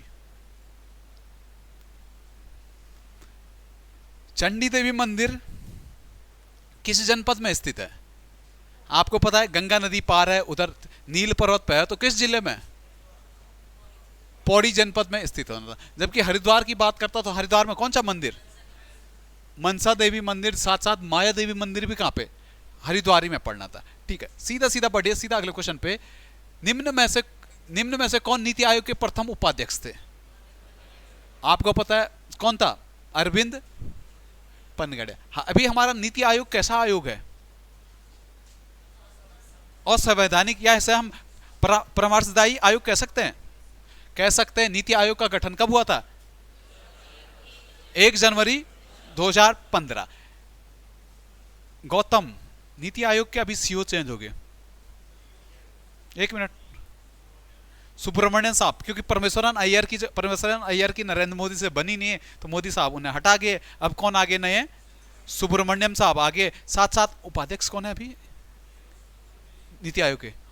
सुमन बेरी। अध्यक्ष कौन है? नरेंद्र मोदी। ठीक है, बढ़ेगा अगले क्वेश्चन पे। भारत में मानव विकास रिपोर्ट जारी करने वाला प्रथम राज्य कौन सा? आपने सीधा सीधा कह दिया, कौन सा? एमपी था। एमपी ने जो मानव विकास रिपोर्ट जारी की थी कब? 1995 में एमपी करता है। इसके बाद भारत सरकार भी अपनी मानव विकास रिपोर्ट जारी करती है। और कब करती भारत सरकार? 2002 में। इसके बाद आपने देखा था उत्तराखंड सरकार भी अपनी मानव विकास रिपोर्ट जारी करता है 2019 में। उत्तराखंड सरकार ने अपनी पहली एसडीआई रिपोर्ट जारी की थी। अगर मैं कहूं विश्व स्तर पर पहली बार एसडीआई कब तक जारी की गई थी?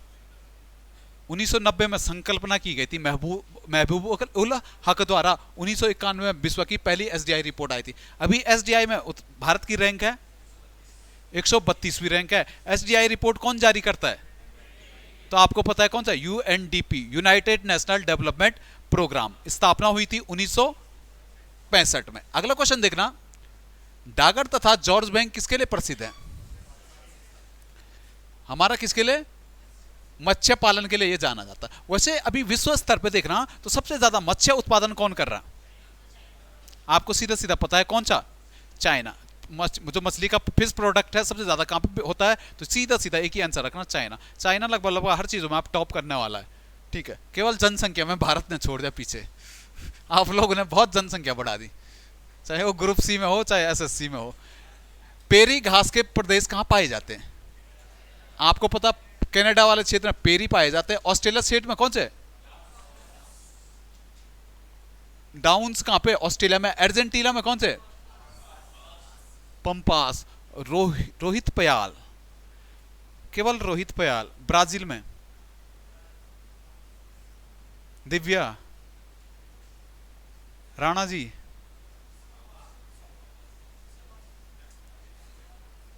मृतिका, रघुवीर, गौतम, कंपोज। कौन सा पाया जाता है?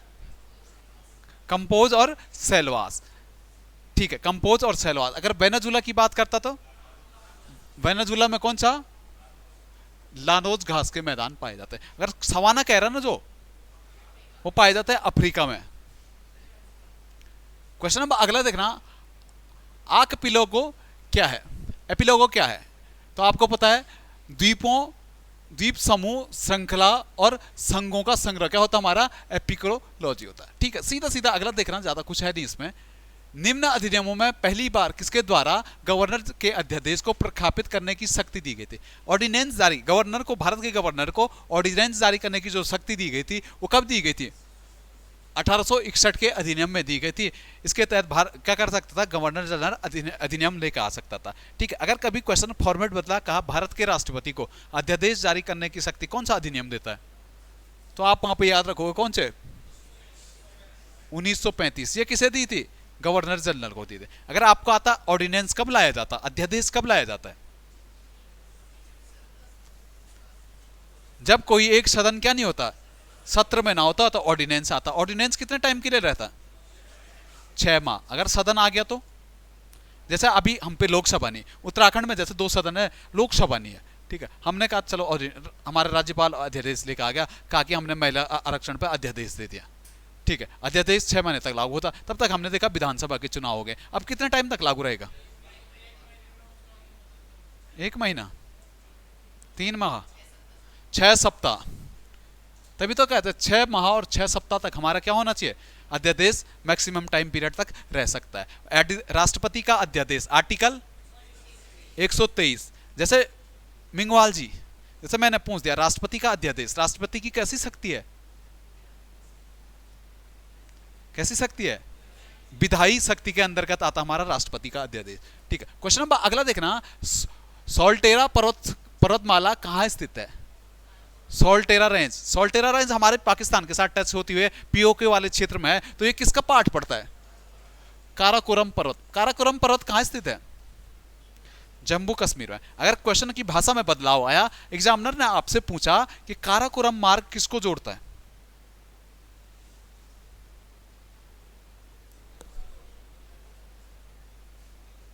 आप पे आया काराकोरम मार्ग किसको जोड़ता है? अफगानिस्तान को। काराकोरम मार्ग किसको जोड़ता है? भारत तभी तो सियाचिन में बैठा है, नहीं तो भारत पे इतनी आफत क्यों आ रही, इतनी बर्फ होती, वहां क्यों जाए भारत अपने सैनिकों को मारने के लिए?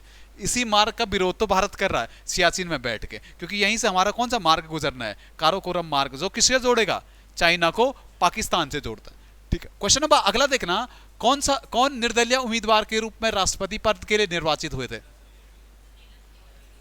अच्छा, नीलम संजीव रेड्डी। रे इतना बेसिक सवाल है, ऊपर के क्लास में भी लगभग सारे लोग कंफ्यूज हुए थे। पहले बार इंदिरा गांधी से झगड़ा करके कौन लड़ा था राष्ट्रपति उम्मीदवार के लिए?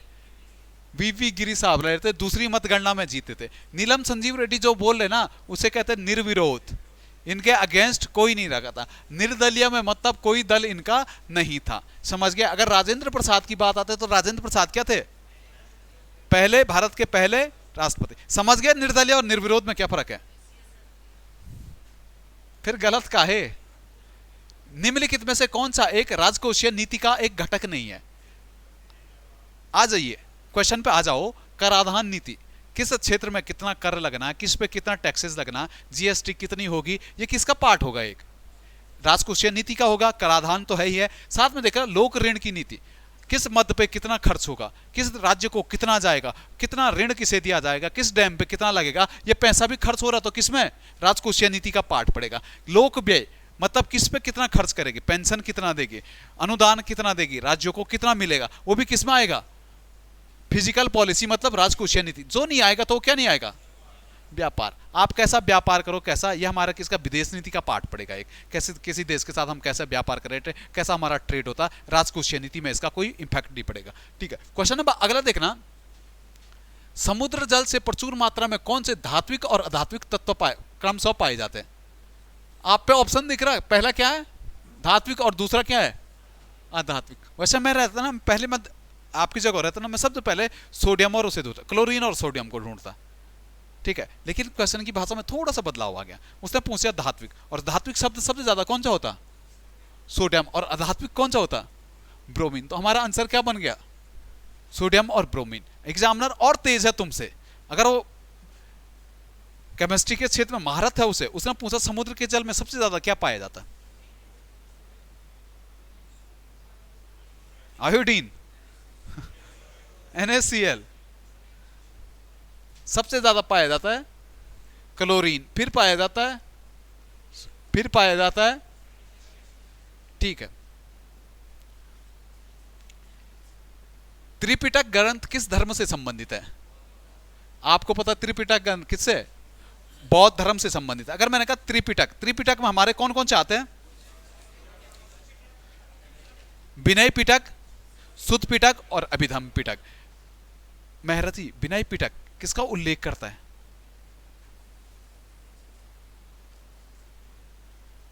चौहान।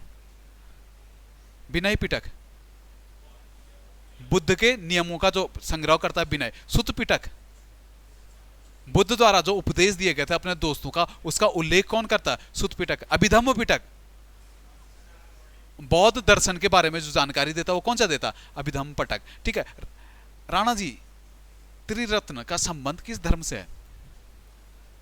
त्रिरत्न का संबंध जैन धर्म से, कंफर्म?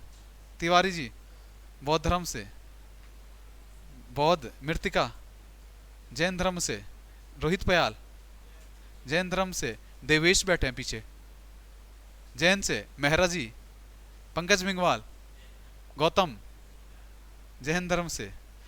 जो त्रिरत्न होते हैं वो दोनों धर्मों में थे।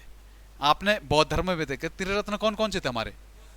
बुद्ध, धम्म और संघ। जैन धर्म में आपने त्रिरत्न देखे थे, सम्यक ज्ञान, सम्यक आचरण और सम्यक शिक्षा। तो त्रिरत्न का संबंध हमारा किससे है? दोनों धर्मों से है। ठीक है, क्वेश्चन नंबर अगला देखना, माइक्रोवेव ओवन में जिस माइक्रोवेव ट्यूब का उपयोग होता है वह कौन सी होती है? ऑप्शन सी दिख रहा है आपको, मैग्नेट्रॉन हमारी क्या होती है? ट्यूब हमारी किसमें होती है? माइक्रोवेव। माइक्रोवेव से हम किसका इस्तेमाल क्या करते हैं? माइक्रोवेव में हमारा क्या इस्तेमाल होता है? भुजिया बनाने के लिए। जो हमारा खाना गर्म होता है ना, माइक्रोवेव में होता हो। ठीक है, क्वेश्चन नंबर अगला देखना, दादा भाई नौरोजी द्वारा लिखित प्रसिद्ध पुस्तक का शीर्षक क्या था? Poverty and un British rule in India के नाम से इन्होंने पुस्तक लिखी थी, और इसी पुस्तक में इन्होंने किसकी चर्चा की थी? भारत की राष्ट्रीय आय की क्या की थी? चर्चा की थी। वैसे आता भारत की राष्ट्रीय आय, राष्ट्रीय आय समिति। राष्ट्रीय आय समिति किसकी अध्यक्षता में बनी थी?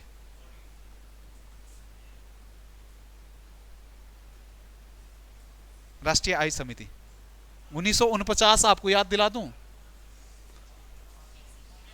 पीसी महालनोबिस की अध्यक्षता में हमारी क्या राष्ट्रीय आय समिति बनी थी। बेसिक करो रे, बेसिक एडवांस के पीछे कम भागो, तभी तो 74-75 पहुंचेगा स्कोर। मौर्य काल में सीता से क्या तात्पर्य था? मौर्य काल में जो सीता थी हमारी क्या होती थी? राजकीय भाषा। अगर मैं इसे इस सीता भूमि को कत्यूरी काल या पौरव राजवंश से तो जोड़ूं, तो अब पौरव राजवंश में सीता क्या थी? या कत्यूरी काल में सीता क्या थी? भूमि थी। वो तो मेरे को भी पता है, भूमि थी। आपने उस टाइम दो भूमियां देखी थी, केदार और सीता। याद आया? केदार एक भूमि, केदार भूमि थी, एक भूमि सीता भूमि थी। केदार क्या थी? सिंचित भूमि थी, और सीता क्या थी? असिंचित भूमि थी। सॉरी, सीता या सारी, सारी भी कहते हैं उसे। ठीक है, केदार थी हमारी सिंचित, जहां पे क्या की जाती है? सिंचाई की जाती है। और सारी या सीता थी हमारी कैसी? असिंचित भूमि। और मुगल काल में, मौर्य काल में आएगा तो किस सीता का संबंध किससे हो जाएगा? राजकीय भूमि से जो आय प्राप्त होती थी उससे हो जाएगा। ठीक है, क्वेश्चन नंबर अगला देखना, स्पेन और फ्रांस के मध्य कौन सी पर्वत सीमा बनाता है? यह बनाता हमारा कौन सा? पिरेनीज। अगर आपको मैं क्वेश्चन दे देता, मैं आपको क्वेश्चन इस फॉर्मेट में पूछता, मैं कहा काकेकस पर्वत किन दो महाद्वीपों के मध्य सीमा बनाता? जो यूरोप का एशिया से अलग करता ना, ये रशिया वाला पोर्शन, उस क्षेत्र में हमारा कौन सा पड़ता है? काकेकस। अगर मैं जूरा पर्वत पूछता ना, कहां है जूरा पर्वत? आपको पता है अल्पस पर्वत के पास स्विट्जरलैंड को फ्रांस से जो अलग करता है वो कौन सा करता है? जूरा पर्वत करता है। ठीक है, क्वेश्चन नंबर अगला देखना, निम्नलिखित में से कौन सा रोग टाइगर मच्छरों द्वारा संचारित नहीं होता है? जो टाइगर मच्छरों द्वारा नहीं होता है वो कौन सा? जापानी एनाफेलेसेफेलाइट्स। ठीक है, अगर मैं कहता डेंगू, आजकल गर्मी होने वाली है, डेंगू बढ़ने वाला है। ठीक है, डेंगू किससे फैलता है? जैसे आपको सीधा सीधा एग्जाम में मादा मुदा छोड़ो, एग्जामिनर ने पूछा डेंगू किससे फैलता, किस मच्छर से फैलता, तो वहां पे आपके ऑप्शन में एक ही रहता,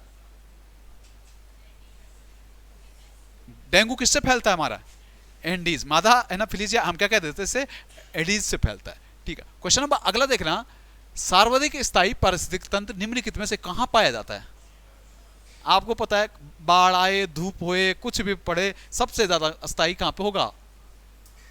महासागर में होगा। अगर आपको आता है इकोसिस्टम शब्द, पारिस्थितिकी तंत्र यानी इकोसिस्टम शब्द सबसे पहले किसने दिया था? आप सीधा कह देते किसने? ट्रांसले ने दिया था।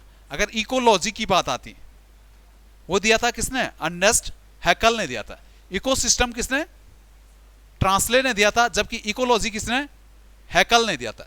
ठीक है, क्वेश्चन नंबर अगला देखना, अकबर की इच्छानुसार किसने रामायण का फारसी अनुवाद कराया था? ये किया था किसने? अब्दुल कदर बदायूनी। अगर मैं आता, रामायण का भी अनुवाद किसने कराया था? बदायूनी ने कराया था। महाभारत का भी किसने? महाभारत का फारसी अनुवाद किसने किया था?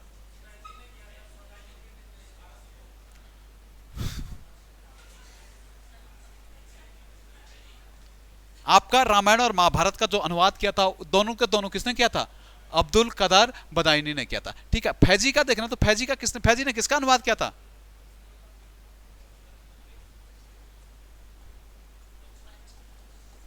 किसका अनुवाद किया था? पंचतंत्र। अगर अबुल फजल की बात आएगी तो किसके लिए जाने जाते हैं? आईन अकबरी लिखी थी किसने? अबुल फजल ने। ठीक है, क्वेश्चन नंबर अगला देखना, मुगल काल में मोबिल क्या था? ये था एक जहाज था। ऐसे ही जहाज 1913-14 में दिखा था एक, जब पहला विश्व युद्ध चल रहा था। कामागाटा मारू के नाम से एक जहाज था। कहां का जहाज था? जापानी जहाज था, जिसे कनाडा के तट पे नहीं उतरने दिया गया। ठीक है, क्वेश्चन नंबर अगला देखना,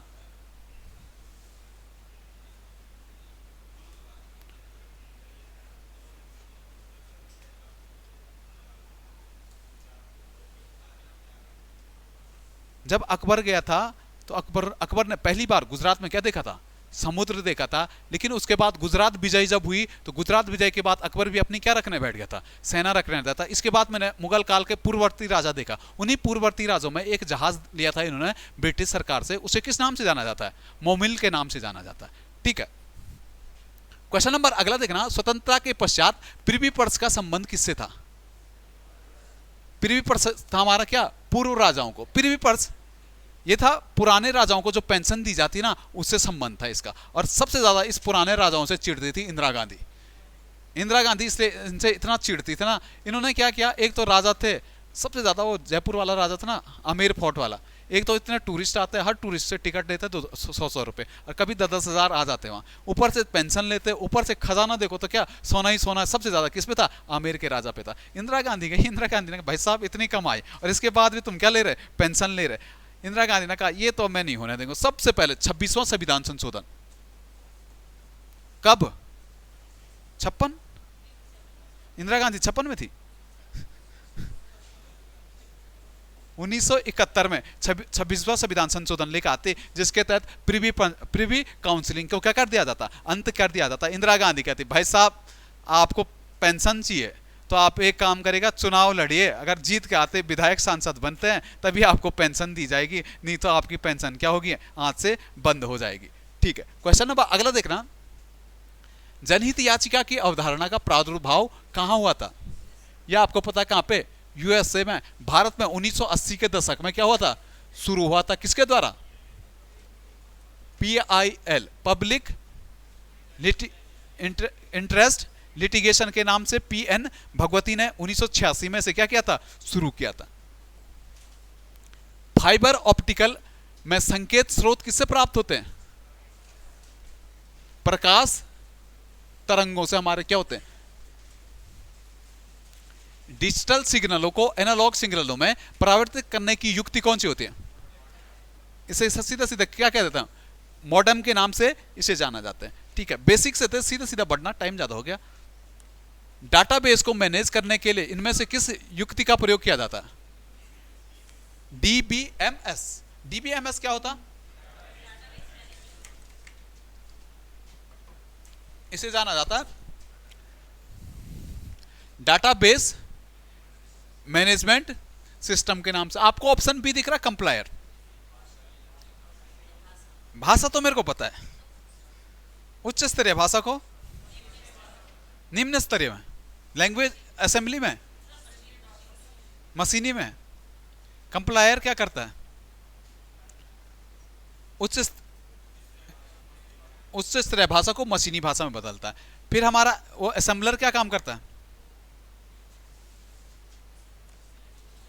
हाई लेवल लैंग्वेज को असेंबली लैंग्वेज में बदलता है। इंटरप्रेटर क्या काम करता है? हाई को लो लैंग्वेज में, लो लैंग्वेज को हाई लैंग्वेज में बदलता हमारा इंटरप्रेटर। ठीक है, क्वेश्चन नंबर अगला देखना, चार्ल्स बेबेज द्वारा डिजाइन किया गया प्रथम यांत्रिक कंप्यूटर कहलाता है? एनालिटिक इंजन के नाम से इसे जाना जाता था। ऑप्शन बी हमारा बिल्कुल सही था। सीधा सीधा बढ़ना अगले क्वेश्चन पे, कुछ समझाने लायक इसमें है नहीं। कंप्यूटर की किस पीढ़ी में ट्रांजिस्टरों का प्रयोग हुआ था? सेकंड पीढ़ी में। आपको पता है कंप्यूटर की जो पहली पीढ़ी आई थी वो किस पे आई थी? वैक्यूम ट्यूब पे आई थी। दूसरी पीढ़ी किस पे थी? ट्रांजिस्टर पे थी। तीसरी पीढ़ी किस पे थी? आईसी चिप पे थी। चौथी पीढ़ी किस पे? Micro processor. अब जो आजकल की पीढ़ी चल रही है, पांचवी पीढ़ी, ये हमारा एआई पे, आर्टिफिशियल इंटेलिजेंस। और इसी एआई का पितामह कहा जाता है जॉन मैकार्थी को। आर्टिफिशियल इंटेलिजेंट का जो पितामह या जनक कहा जाता है वो किसे कहा जाता है? John McCarthy. अब जो टाइम आएगा वो किसका है? एआई का टाइम है। पेंटेनियम शब्द किससे संबंधित है? पेंटेनियम एक क्या हमारा माइक्रो प्रोसेसर। अगर डीवीडी की बात आती है, डीवीडी क्या है? एक स्टोरेज उपकरण होती है हमारी, क्या? डीवीडी। हार्ड डिस्क भी क्या हमारा एक स्टोरेज उपकरण है। ठीक है, क्वेश्चन नंबर अगला देखना। महात्मा ज्योतिराव फूले ने सत्यशोधक समाज की स्थापना कब की थी?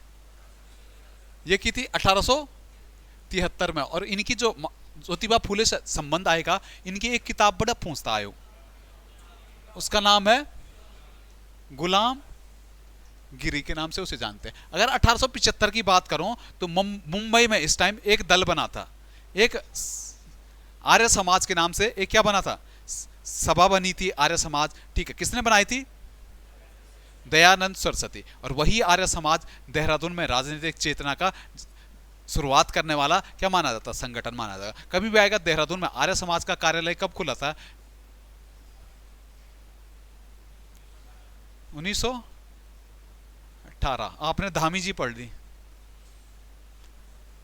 1878 में आर्य समाज का यहाँ पे क्या कार्यालय खुला था। उसी के बाद इस देहरादून क्षेत्र में शिक्षा की क्रांति आई थी। आपने यहाँ पे डीबीएस कॉलेज देखा था, आपने यहाँ पे डीएवी कॉलेज देखा था, आपने एमकेपी कॉलेज देखा था। और आज के टाइम पीरियड में भी देहरादून शिक्षा के क्षेत्र में एक लगातार उभर के आ रहा है। आज बात करूंगा ना देहरादून, आपका कोचिंग हब के साथ साथ आपने यहाँ पर देखा एक हब और बनने जा रहा, आपका डिफेंस के जैसे आप कोटा जाते हैं ना, यहाँ के बच्चे कोटा जाते हैं मेडिकल शिक्षा के लिए, आईजेई के लिए। अब जो डिफेंस के बच्चे आते हैं ना पूरा ऑल ओवर इंडिया से, वो सबसे ज्यादा आपको कहाँ पे दिखते हैं? देहरादून में दिखते हैं। और सारे डिफेंस के संस्थान भी कहाँ पे? हमारे देहरादून ही में है। ठीक है, क्वेश्चन नंबर अगला देखना। कौन सा स्थान भारत का ग्रीनविच का था? उज्जैन। ठीक है, ग्रीनविच देखना, विश्व में जो ग्रीनविच रेखा है हमारी क्या प्रधान समय रेखा कहलाती है, और उसी को भारत में क्या उज्जैन से होकर गुजरती है। अगर भारत का जो वास्तविक समय देखें, मानक समय देखें, तो कहां से? 82.5 डिग्री गुजरता है। भारत के 5 राज्यों से होकर गुजरता है। ठीक है, 5 राज्यों का क्रम बताना जेरी, ऊपर से नीचे। उत्तर प्रदेश, मध्य प्रदेश, छत्तीसगढ़, आंध्र प्रदेश और उड़ीसा। उत्तर प्रदेश, मध्य प्रदेश, छत्तीसगढ़, उड़ीसा और फिर आंध्र प्रदेश। अगला क्वेश्चन देखना। पृथ्वी का बाहरी भाग क्या कहलाता है? इसे हम अगर देखें तो किस रूप में जानते हैं? क्रस्ट के रूप में जानते हैं। अगर हम स्वेज महोदय के हिसाब से चले तो इसे किस नाम से जाना जाता? सियाल के नाम से भी जानते हैं। इसीलिए इसका क्या आंसर कराया था? सियाल और क्रस्ट दोनों कराया था। ठीक है, अगर कहूं पृथ्वी की क्रस्ट को सियाल, सीमा और नीफे में किसने बांटा था? स्वेज ने बांटा था। सीधा सीधा अगला क्वेश्चन देखना। किस देश ने हाल ही में भारत में अत्याधुनिक एंटी टैंक गाइडेड मिसाइल की आपूर्ति की है? यदि अभी भारत का सबसे अच्छा सहयोगी बन के उभरा इसराइल। आपने ब्रह्मोस मिसाइल देखी थी? किसकी सहायता से? इंडिया और रशिया ने बनाई थी। अभी आपने इसी इराक ने जो मिसाइल दी हमें, कौन सी दी है? ब्रह्मोस से मिलता जुलता नाम है। इसराइल ने अभी एक मिसाइल की आपूर्ति की है भारत को, बराक। वही मिसाइल है, एंटी टैंक गाइडेड मिसाइल। ठीक है, आगे याद। क्वेश्चन नंबर अगला देखना। किस उद्योगपति ने सोशल मीडिया कंपनी ट्विटर का अधिग्रहण किया था? अभी कर दिया किसने? Elon Musk. एलन मास्क की कंपनी कौन थी? SpaceX. उन्होंने अभी ट्विटर का अधिग्रहण किया था। जेफ्स बोजेप अमेजोन के मालिक हैं ये। ठीक है, मार्क जुकरबर्ग देखना तो किसके? मेटा नहीं है, फेसबुक। ठीक है, क्वेश्चन नंबर 93 देखना। 22 अप्रैल 2022 को पृथ्वी दिवस की थीम किस थीम पे थी? ये थी हमारी किसकी? Invest our planet. सीधा सीधा अगला क्वेश्चन देखना। वित्त वर्ष 2021-22 के दौरान भारत में कितने कच्चे यानी पेट्रोलियम तेल का उत्पादन किया था? 297 लाख टन का किया था। अभी भारत का कौन सा राज्य पेट्रोलियम उत्पादन में अच्छा काम कर रहा है? महाराष्ट्र, गुजरात। दो ही खाने दिखते, एक तो बंबई हाई, एक जामनगर वाली। परसों जामनगर था आंसर, मैंने तो पूछा ही नहीं था ऐसा कुछ। मुंबई हाई या जामनगर। अभी गुजरात में हमारा पेट्रोलियम का उत्पादन क्या हो रहा है, ज्यादा हो रहा है। ठीक है, क्वेश्चन नंबर अगला देखना, कंप्यूटर रीजनिंग का है। जो ट्रिक बननी थी हमारी 9:162, जो हो रहा था हमारा 9 + 9 × 9, 9 + 9 कितना 18, 18 नंबर कितना 162। ठीक है, अगर मैं कहूं 8, 8 और 8 कितना 16, 16 8 कितने 128। सिंपल था, हो गया था। मेरे को पता है फंसे कहां पे। यदि जल को भोजन कहा जाए, भोजन को वृक्ष कहा जाए, वृक्ष को आसमान कहा जाए, आसमान को कुआं कहा जाए, कुआं को तालाब कहा जाए, तो फल कहां पे लगेंगे? फल लगने तो हमारे कहां पे, वृक्ष पे। और वृक्ष को हम क्या कह रहे हैं, आसमान कह रहे हैं। हमारा कोई ऑप्शन था नहीं, तो कौन सा, डी। अब आ जाइए महाभारत, आ जाओ मेरे सीजीएल के धुरंधरों। ठीक है, देखना किसी रेलवे स्टेशन की घड़ी में मंगलवार शाम के 5 बजे 3 मिनट पीछे थी। जो मंगलवार शाम के 5 बजे थी, ठीक है, घड़ी कितने मिनट पीछे थी, 3 मिनट पीछे थी। अगली शर्त क्या कह रहे हैं, बुधवार की रात 11 बजे, बुधवार की रात 11 बजे कितना आगे चले जाती है, 5 मिनट। कभी आप पे ऐसा आता ना आगे पीछे वाला सवाल, सारे फॉर्मूले छूट जाए, सीधा ट्रिक पे आ जाए। पहले देखना कितना मिनट पीछे, 3 मिनट पीछे, कितना मिनट आगे। पहले देखना जितना पीछे थी और टोटल अंतर देखना कितने का अंतर आया आगे पीछे में, 3 + 5। समय का अंतराल देखना, इस 11 बजे, इस 5 बजे से 11 बजे के बीच कितना समय अंतराल आया, 6 घंटे। मंगलवार से बुधवार जाने में 30 घंटे का अंतराल आराम पे।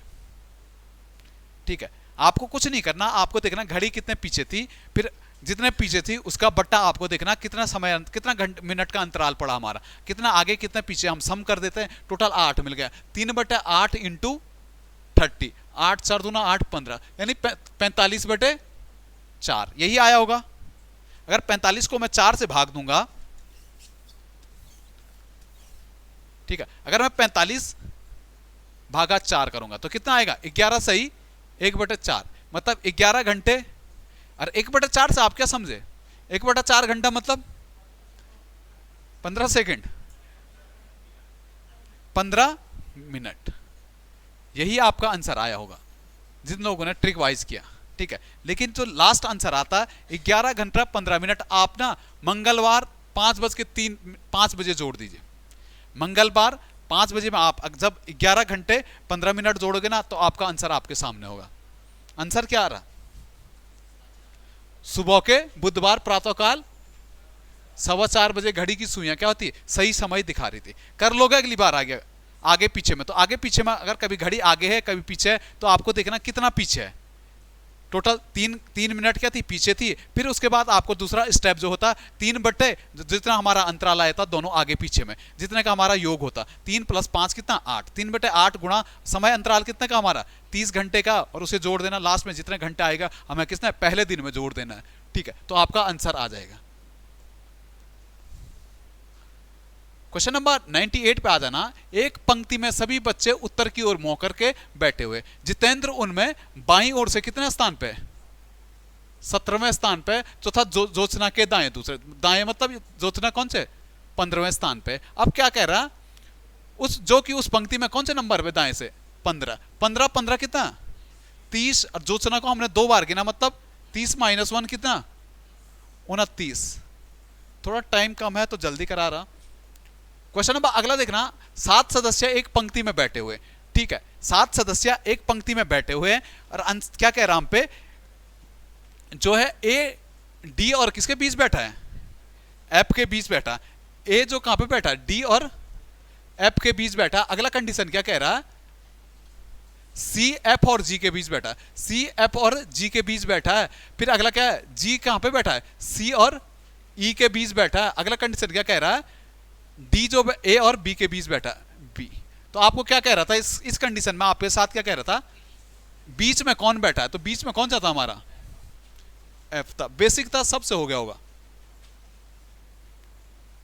100 क्वेश्चन पे आ जाओ। रमेश का जन्म किसी वर्ष 28 फरवरी को हुआ, 28 फरवरी को हुआ, तो आपको क्या कह रहा, गणतंत्र दिवस। गणतंत्र दिवस मतलब 26 जनवरी किस दिन थी, रविवार के दिन थी। 27 तारीख को कौन सा, 28 को कौन सा, 29 को, 30 को, 31 को शुक्र। आपको पता है 31 तारीख जनवरी लास्ट जाती है, 31 में 28 मतलब बराबर हो रहा, तो 28 तारीख को भी कौन सा आएगा, शुक्रवार। ही हमारा क्या आना था, आंसर आना था।